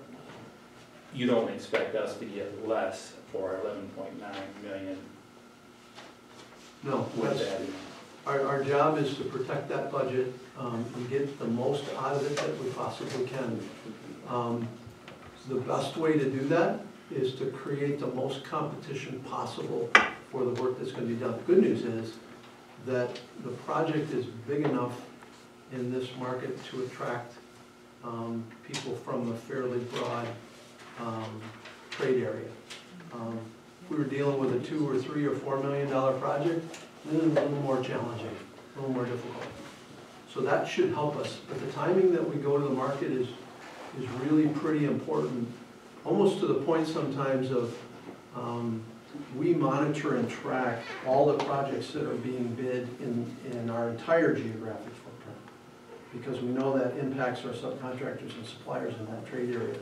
So if the University of Wisconsin is going to the market with a $20 million job, you know, that particular week, you know, we're probably not going to bid the project to the market on that particular week. And the other part that we'll do, Larry, is that we, in order to serve our schedule, we'll phase the bidding. And so what I mean by that is that when we can do site work and kind of the building foundation and the building shell, we'll ask FEH to get those designs to totally the construction documents so that we can bid that. And maybe Christy hasn't picked out the carpet and the paint color yet, that's okay. Because we want to get that steel and concrete and rebar and all those important things ordered and get into the excavating contractor's queue and stuff like that, so that we can get started on construction, and then they can finish their design, and we'll bid those parts of it in bid packages later. So we've been successful at staggering the bid packages so that we can take advantage of the market and time it at the right time to make things happen. And Kramer Brothers will be acting as our construction manager? Correct. Correct. Correct. So And we will bid FEH is everything. the general contractor, or FEH? We're the architect. The architect? Yep. Who's gonna be the general? Is that Kramer Brothers and also? We can provide construction services in about 5 different trades. Okay, those are concrete, masonry, steel, rough and finish carpentry. Okay, what we have always done with all of our clients, including school districts, is that we competitively bid all the materials in all of those. And you as board members, frankly, will be invited to our office on bid day to watch the bids come in. Greg's face will be green like some of your shirts, because I've given you a guaranteed number before that. But that's kind of, you know, come to you-know-what day for me, because that's when the actual numbers come in, okay? And then in the areas of work that we provide that on, we provide you that labor at cost. There's no markup, no games in any of that. We provide you a takeoff that shows you what our labor cost is on that. And that allows us to rapidly build the building, because if you think of those trades that we do, it's about getting the shell of the building up as quickly as we possibly can. And that's what accelerates the schedule. So we competitively bid the whole project that way. And you see it all. And for most board members who have not been involved, I know you're involved in residential, so you know that a little bit. But most board members in most of the districts that have come have said, Craig, I've never been through anything like that. That's pretty cool. And you can go back to the community and say, well, you know what, we had 8 bids in electrical, and our low bidder was, you know, significantly lower than our Howard. Sometimes there's trades where there's a big variety of prices, and sometimes there's a small deviation in prices from that. But what's fun to see is the competition and trying to get the most free that we possibly can. So we'll attract bidders from the entire area, Dubuque included, Madison included, La Crosse included. It's big enough to, and then all of the, you know, there's a great array of small to mid-sized subcontractors in this part of the state that we can draw into and provide competitive bids on. It's good stuff. So are we under contract with Kramer Brothers and FEH at this point? You're not under contract with us.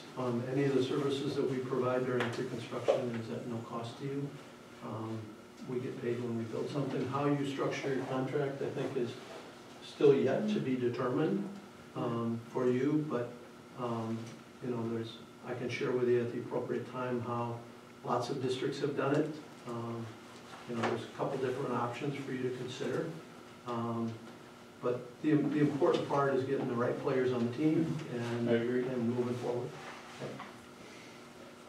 And the FEH agreement right now is a design build one, which isn't really the best suited for the project, so we would probably do a more typical owner-architect agreement. Contractually. And that would be Kramer Brothers' recommendation to you as well. I think as a district, I would tell every school board that I would ever meet with, you want to contract with Christie and FEH, and you want to contract with Greg and Kramer Brothers. And that provides you independence in that relationship. They're looking out for you from the design side of things. We're looking out for you from the construction side of things. We've worked effectively together on lots of projects. But that's the kind of contractual relationship that you want, because it protects you as a district the best. And Mineral Point School District needs to know it's getting $11.9 million worth of goods and services. Right. Because this project is probably double in cost the size of any other project this city has ever gone through, including the school district. Yeah. And lots of districts, Larry, are you know, the citizens and the taxpayers, myself included, you know, those numbers are kind of staggering to us because, you know, to your point, you know, costs in the past are not what they are today. And so managing those and getting the most that you can out of those is really important. What we've been successful at doing as a team in the last several districts that we've worked in together is we've been able to get the functional program out of your referendum dollars, and we've been able to save more money to allow for those maybe nice to haves and other things that you kind of put on your wish list. And that's the home run we're looking for. And one of the questions that came up was, you know, with the recent hurricanes and the fires, what has happened? Has there been any change in product pricing? And Kyle from Kramer's had said they haven't seen anything to date. You know, Not yet. steel prices haven't gone up because all these buildings and cities have been destroyed out in California. There hasn't been any impact that way. We tend to see some increases in different categories, you know, just a little bit at a time. But sometimes they just blip up and then they'll come back down. They'll blip up and they'll come back down. But what you wanted, the important part about today's market is not only just that material cost, but the labor cost as well. And the labor cost is significant, and it's challenging today because of low levels of unemployment. And so one of the ways we protect you is to make sure that every subcontractor that is bidding on the project has the labor force to perform on the schedule that we put in their bid package. So when they bid, they're committing to that schedule. And we do a lot of due diligence with them to make sure they can deliver. Chris, the Ann's point, you mentioned mid-January is what you were kind of looking to be done with. For the first phase of design, yes. And that's also when you're looking to have the public input? We'd probably have it prior.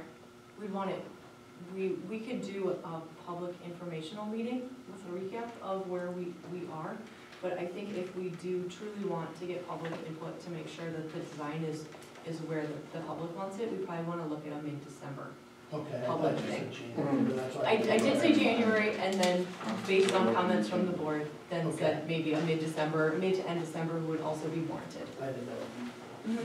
Yeah, I agree. We're actually gonna get some. If we want the comments, we should incorporate the comments, and then the design will get modified, so we're on the same page there. Sometimes, Andy, the best way to get that input is to have some things that people can react to. Right. You know? Yeah. Because otherwise it's coming at you from 10,000 directions. Yeah, no. But, you know, from their conceptual design and the work that's been done prior to that, FEH has got a really good handle on functionally what you're trying to accomplish. Maybe there's some different nuances with drop off or this or that. And those are the things that I think they can bring forward, and then we can get into it. Yeah, the nice thing is just as part of conceptual design, we did the facility assessment and we did the program. So we've got those two pieces of information, which sometimes you don't necessarily have that when you start schematic design. So we're hitting the ground running here. Great. When will these contracts be finalized? They'll need to give us their best, their best contract offerings, and, you know, because there was contract in place for the design build, they'll have to come back and say, well, here's our new proposal. So that would have to come back to a board meeting for final approval. So on one hand, we are under at least a contract with FEH. The suggestion is that we redesign that contract from design build to actual.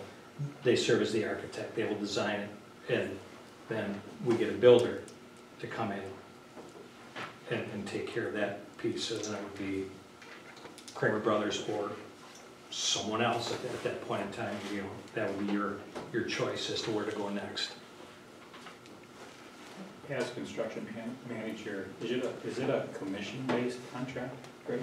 Our fee is a percentage of the total construction cost. That's how our fee is determined. Okay. Can you share that percentage? Yeah, I don't have it right now, but here's what I can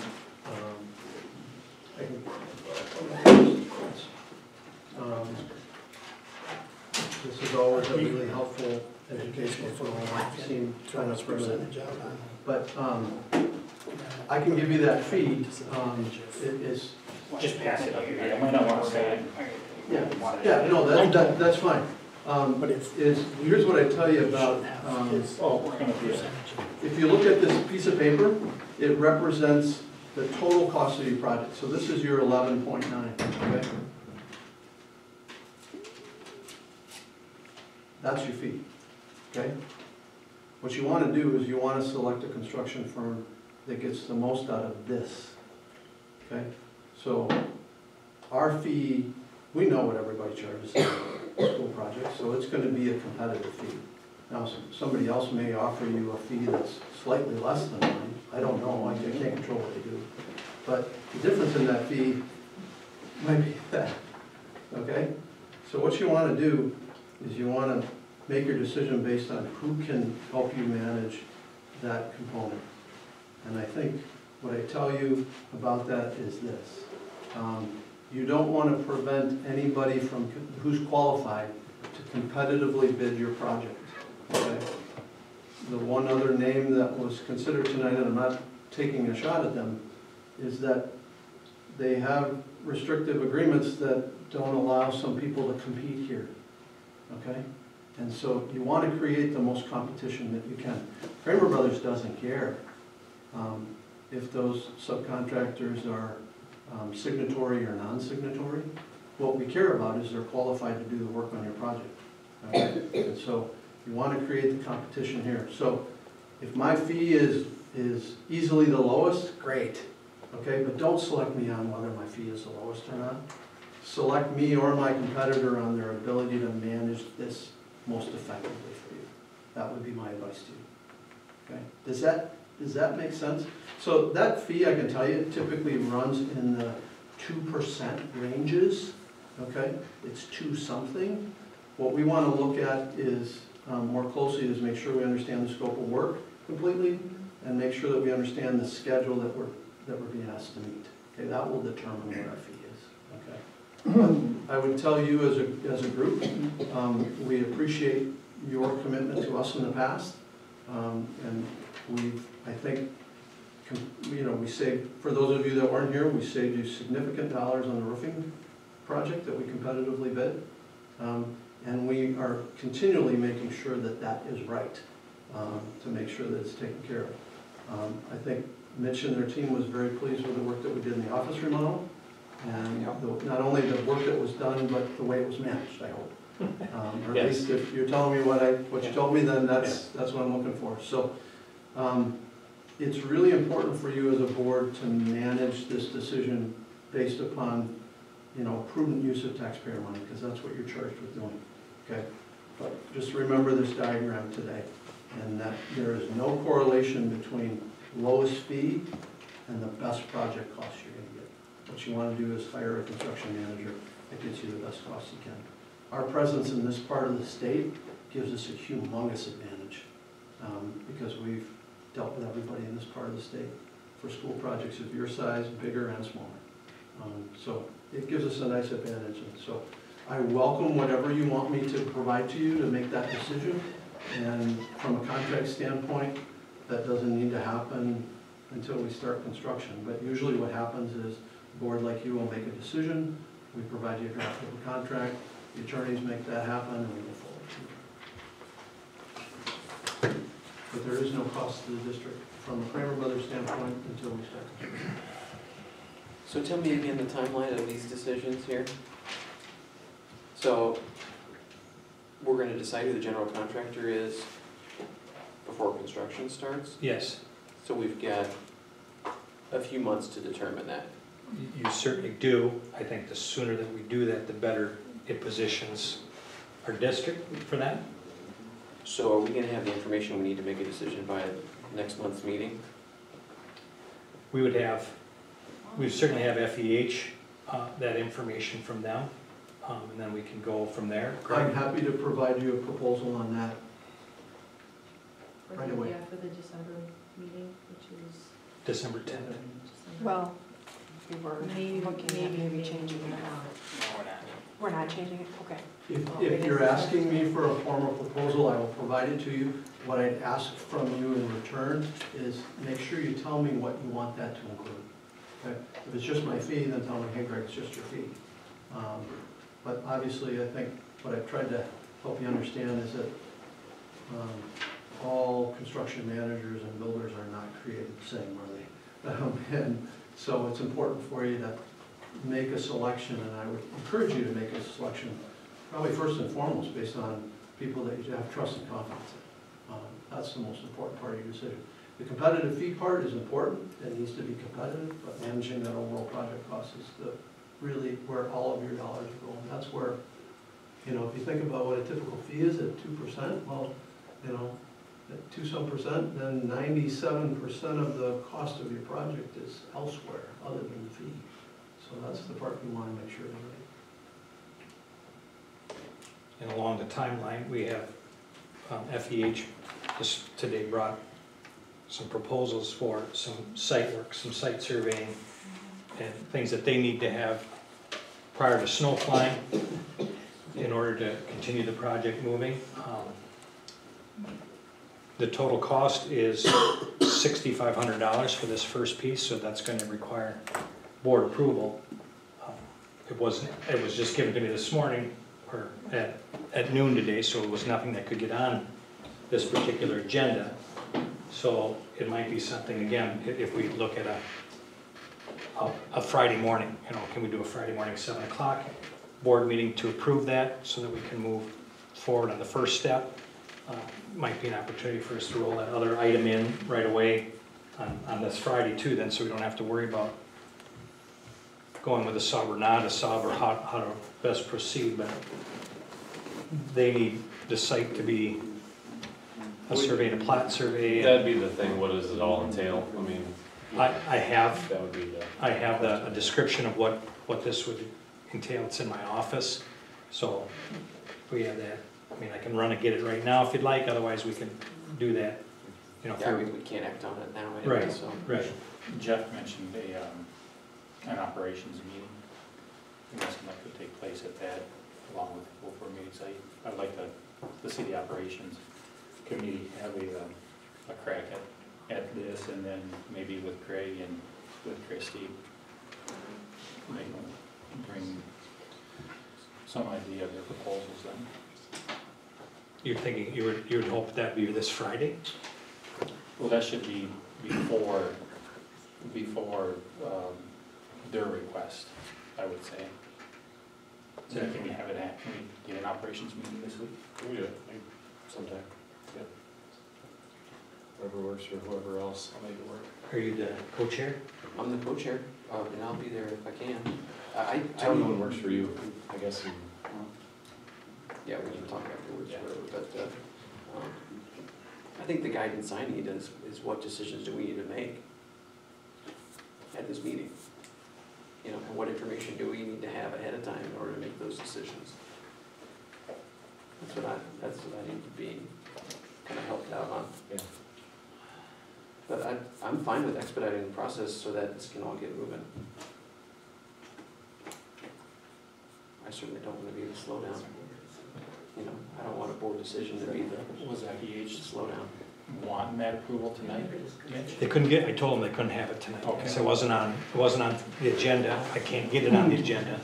They just shared that the sooner we can get it, the sooner they can get that component done. And again, it needs to be before, because what they will do is basically take a topographical map of the area, and they need to do that without snow. They don't need 6 inches of snow or a foot of snow or snow banks and those kinds of things. So it would be a matter of authorizing that. Christie? Well, if there's a meeting, just let me know when it is. Right. Yeah. And I can be there, but we could have a design contract ready for lawyer review, probably is the first step that would happen. And then for the site survey, it's listed in the soft cost portion of the conceptual budget, so it's an actual owner contracted item, and it's a site survey to locate the utilities and the grades of the site, so that the civil engineer who would be under the design side would be able to use that information for their site components.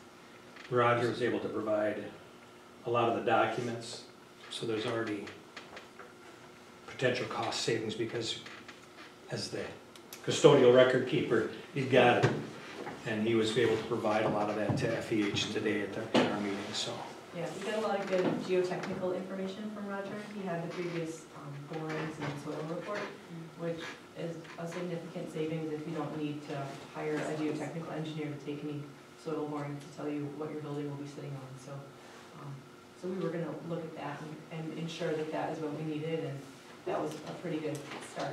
We're hitting the ground running. So if a site survey is included in the global costs of this process, then we don't need an additional approval for this. well, according to your policy, anything over $5,000 requires board approval. Even as part of this project? It's something new. We haven't officially hired the FEH yet. Right, and we're actually, you would be approving hiring this third party, this surveying party, to come in and do this work for us. It's in the cost of the referendum, but it is, as Christie said, it's basically our cost to hire somebody. Okay.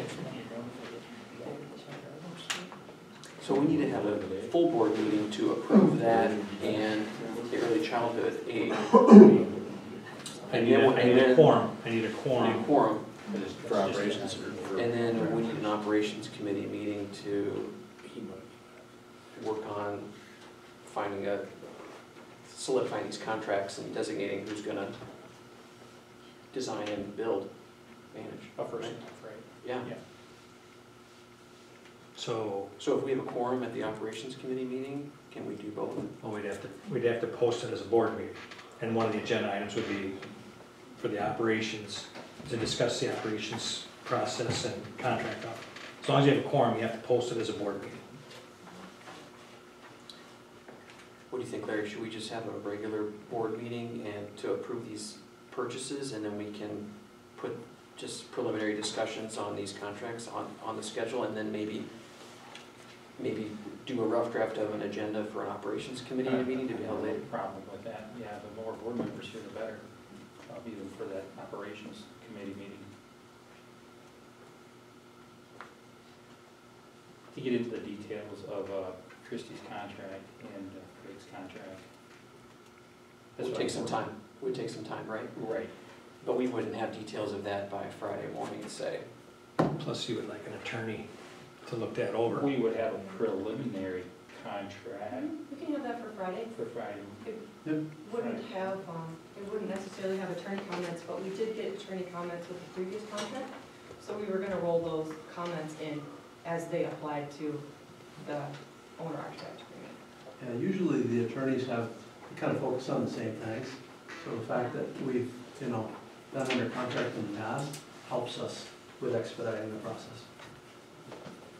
So see if we have a copy of it, and then possibly by the December meeting, we would be good to go with any changes made. I mean, we may have to have a meeting in between Friday morning and the December meeting if there are significant changes. I don't, in terms of, if you're worried about anybody stop working, I know we won't. I can't speak for FEH, but we won't stop working for you. And we'll let the decision and the contract and things like that vet itself out. But, to Mitch's comment about the bi-weekly meetings, that needs to continue as you work your way through the process. And that's pretty typical. So is there a time Friday that works for at least 4 of you? You want to do a 7 o'clock meeting, 7 in the morning? Friday about the only time work for you. I could do that. Work for you. Tony, what works best for your schedule? This Friday, I could be here at 7. Okay. So we at least have a quorum? You can get by for sure. Okay, so if you guys could get sample contract language, and I can at least make sure that if you want to send it to me, I'll make sure I have copies. And When do you want it? Would you like it 24 hours prior to the meeting so that it can get sent out and everybody can look at it? Sure. Okay.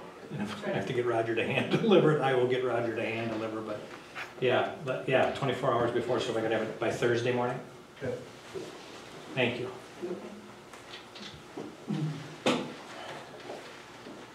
And is one of your design meetings next Monday, or was it today? Just today. It was actually today, we had our kickoff. So it'll be design 2 meeting. weeks from, So it'll be the 26th. okay. Yeah. I'm sorry, I didn't write them all down. I was just like, we're on a 2-week schedule. But there are a few days that will get tweaked, so I'll make sure that I send that, so it can get on the district calendar, so that could be kind of your go-to outside of the meeting invitations that I send. And then once we know who wants to be on the committee, we could add you to the email list. So Friday will be posted as a board meeting, so that a vote can take place. There'll be a quorum of board members, so it will be listed as a board meeting. It won't be listed as a committee meeting. Okay. Okay? Yeah. Okay, any other questions at this time? And you could put Angela's request. Yep, I'll make sure it's on there as well. On there too. Yep. Okay. Employee services, there was a contract offer made and accepted. What time today, Angela? 12:30. 12:30 today. Mallory McGuire is a district resident, currently working in the Middleton School District. Has asked for the opportunity to give 2 weeks' notice and has accepted our position. I will pass around. She will be working basically on a 96% contract. Starting salary, starting benefits is like $13.50 an hour. She's gonna be an hourly employee. Prorated. Based on salary and benefits, it'll be a contract of $24,984.27. I'll pass it around. It shows what her salary will be and then the benefits listed. So you're approving, we're asking you to approve Mallory McGuire for the aide position, which is a full-time position basically. Did we get the IEPs done? Because wasn't that kind of one of the, So they're both in the process, we're working on setting up one of them right now. okay. The date, I was hoping to have it done by the end of this week, and I'm still working with the mom to find a date, but we're still shooting for before Thanksgiving. Okay. So we should, one for sure will be done before she starts December 30th. And we do know that they require this? We It's don't still really know a team because it's- decision, but Because it's I'm still kind of up in the air. confident in saying that the services would still be able to be provided, yes. So this one ends up being semi-funded. Yeah, our goal is to make it a Fund 27, a special ed cost. Well, that was total. Yes, total salary and benefits was the. Okay. And start date December 3rd, you said? Yes, December 3rd is. So with the IEP, if the IEP process plays out, it would be in place prior to this employee starting in our district. So it would be qualifying for those. I'll make a motion to approve that. Second. Anyone, any further questions? Okay, let's call the roll. Angie, please. Bush, Yes. Chambers, Yes. Dahl, Yes. Dunn, Yes. Lindsay, left. Stefas, Yes. Basting, Yes. Okay, let's move on into the items for action. So the second reading of the policy number is 342.1, and basically the change in that policy is basically approving the state's model. This is what you had done at the last time. So the language in policy 342.1 just basically says, this is what we're going to be using for our special rate determination. So motion to approve? Yep. Okay, so moved. And I'll second it. You vetted this policy, Angela? Yeah, and like I said the last time, if we don't use this, there's a whole bunch of stuff we have to submit to the state. So pretty much every single school district that I know uses the model. You agree to? Model. Or It saves you a lot of work. Or we have a new board member who would be able to give us the expertise in There's no money, so All you those could. in favor, signify by saying aye. Aye. Anybody opposed? Motion carried. Business services credit card.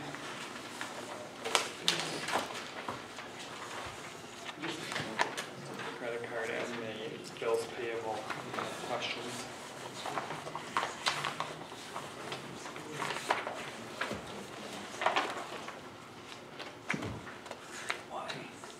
You take time to look through this, Mitch, right? I do. Okay. The credit card especially.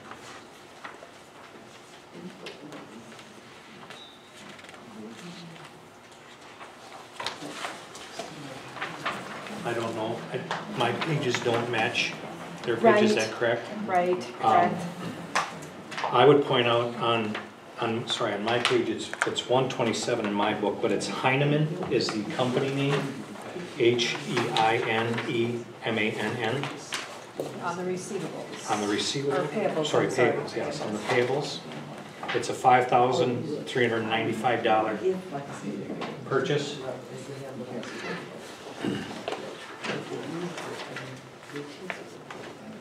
Yep.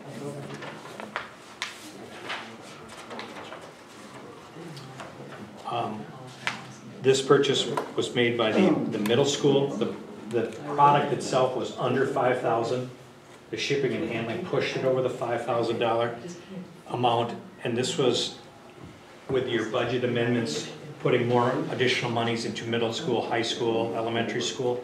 This was a product that was purchased for the middle school to support the reading and literacy pieces. So I know it didn't make the board on the $5,000 approval, but it was something that was important and needed, and it was something that the middle school was hoping to be able to get prior to the cuts, and then it was rolled back in. So in essence, it kind of had some prior approval, but I just wanted to point that out because it is over the 5,000. Can you just describe briefly what it is? Angie, you want to help here? It's the Fontes and Pinnell Leveled Literacy Intervention. So it is basically a reading intervention program that we use at the elementary and middle school level. And they is from kindergarten through 8th grade. Basically, every grade is denoted into a different level by a letter of the alphabet. And there are direct instruction lessons that are used for students who are flagged on our other district assessments as an intervention to move them back closer to grade level. So I think I've seen that. There's like a big file folder with each letter. That and every letter has 20 books or something that come with it, and works on basically all components of reading, phonics, decoding, fluency, vocabulary, comprehension. You can get a reading rate out of it. So it is what we use for our targeted students who are not meeting district benchmarks. This is K-8. It is, but I think the middle school went back and bought, this is like the supplement or an additional component of it. We already have the program. It's in there. I believe so. They went back and got the gold maybe. So they got another branch of the program specifically for the middle school. We do have it at the elementary already, but we're extending it up with the new interventionist at the middle school. It's resources for her to use here. So it was just an extension of what we already have. That says on the order that Vicki had put through, it's levels U through Z. The original list price is just over $6,000, and we were able to get it for under $5,000. Powerful supplementary intervention designed to bring struggling readers to grade level through fast-paced lessons and original captivating books. And I think it's probably strongly tied to the interventionist that was placed at the middle school this year for half of the day. With not having that position before, we had to get the materials for her to use for the students she's seeing, so. Is it possible to maybe get an email on maybe what those monies were used for all the budget additions? Sure. Just maybe to give us a better idea of what those dollars turned into. I know there's one in here as well for a company called Newzella. That is something that we're using at the high school level. It provides some reading supports, and it can be in other multiple curricular areas other than just the English language arts. But I will try to get hold of it. Yeah. Those additional dollars went for. Can I get a motion for the credit card and the bills payable? Thank you. Somebody want to second that? Thank you. Any other questions or comments?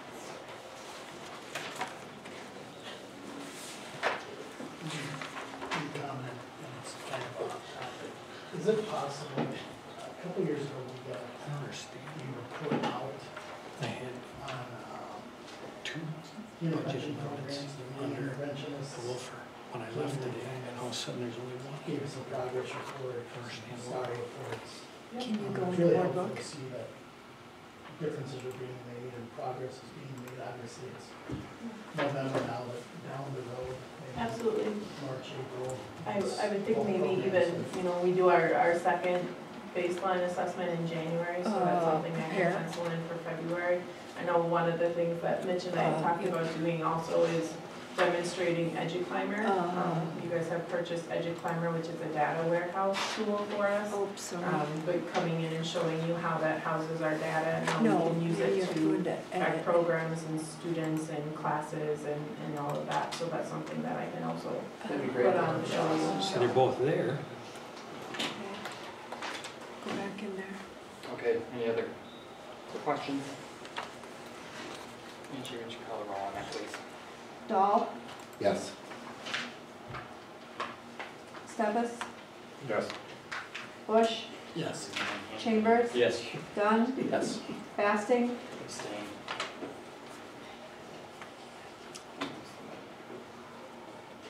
No, Lindsay. Dr. Lindsay's left. Okay. No, 5-1. 5-1, Budget amendments. Okay.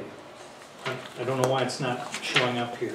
yeah. These basically, I've got them on this other one, I should be able to pull them up on this other one, on this one.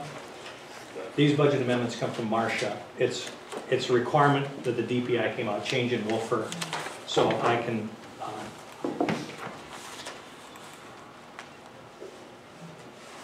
one of the changes that need to be made in our energy efficiency,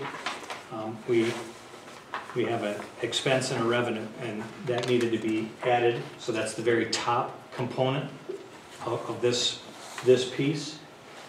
And then the majority of the amendments are around common school funds. Every year, state comes in and says, hey, common school funds, you're going to get X amount of money. And it can only be used for things that are in the library, or the vast majority of the use is in the library. And it's things that we've already had or always had in our budgets. It's just now that the DPI is telling us we have to change it to a different coding number. So if you look at even the very first one, the dollar amounts will be identical, but 10E, 115, 431, 222, 300 now becomes the same thing, but it has to have an 031 attached to it. That's a new requirement for those state standards. So there's no real changes other than the number that's attached to those accounts. It's just kind of categorizing it differently. Yes, Okay. yes, exactly. So that is the first one, and again, you'll see it's $235,415, and it's $235,415. It's the same dollar amounts, it's just what the actual coding number is, and it's on the state, that's a state requirement. Did you just add this today? Because I saw that had 4 pages, but there was only 1. And then here is a second piece, same thing, $258,075. Those were the codes that we used, and the state has come in and said, you have to use these codes now in place of. And here it's a little bit different. There wasn't just something tacked on the end of it, so to speak. The first one, 172,470 becomes 172,490. I'll make a motion we approve all the budget amendments. Thank Second. you. I think there's an issue there. It's money, so I guess we better. Yeah, give it a roll call just to be safe. Bush, Yes. Chambers. Yes. Dunn, Yes. Dahl, Yes. Stefas, Yes. Basting. Yes. Okay, let's move on to the snow removal. Bill for brush. The skid steer had a power brush that you could use gravel, summer, get grass off it, and they use it a lot in the snowing season. It was used when they got it and have had it for 12 years. It has been welded and welded and welded to the point where it can't be welded anymore. It's served its purposes. There's no way for them to repair it. So Roger contacted Farmers, I don't know why everything wants to come up in print, but contacted Farmers Implement for a brand new brush, same size. It's $5,800.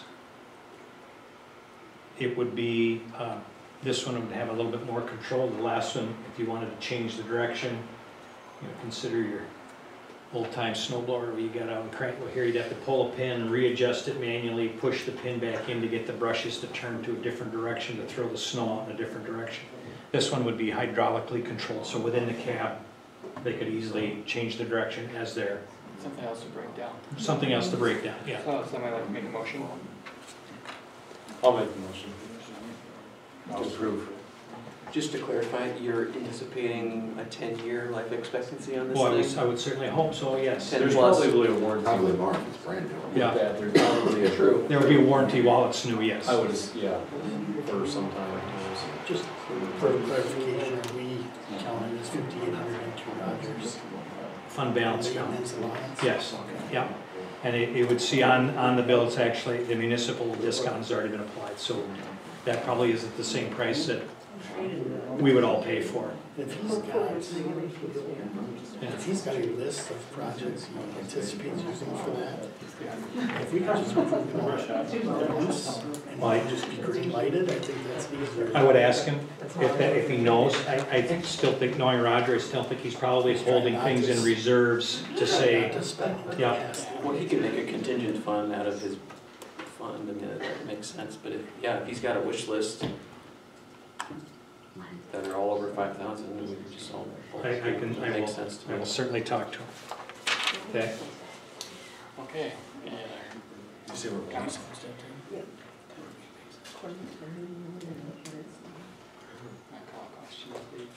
Chambers, Yes. Dahl, Yes. Dunn, Yes. Stefas, Yes. Bush, Yes. Basting. Yes. Okay, so our next meeting, Your next meeting is scheduled for December 10th, and it would be at 6 p.m. That is the night of the middle school, high school holiday concert. That starts at 7. so would anybody object to moving it to 5 p.m.? Or not long after? You do what you can, kind of thing. Keep it close to 5, maybe. Probably be As long as no one walks in with Jessica. I mean, that would give us 2 hours, and I don't have to go to this concert, but it would be actually. You don't get to go to a concert. Yeah, I mean, it sounds good, did it? Yeah, my kids. And We'll make sure your kid's not in it? Kid's not in it? No? No. I don't get to go either. 5 p.m. December 10th. December 10th. Does that work for everybody? Yeah, I think it's good, it's good for me. I'll make it work, yeah. Plan 5 o'clock, and we won't do anything important until Dr. Dunn gets here. He's leaving. We have a And I will be going to the concert, so I'll be leaving Early, at too. 5 till. Yeah, great. Show up late, cut over. Not at 5:10. That doesn't count. Right. I gotta get there. Motion to adjourn? Who made Motion. Dr. Dunn? Does anybody else want a card from Craig? Great.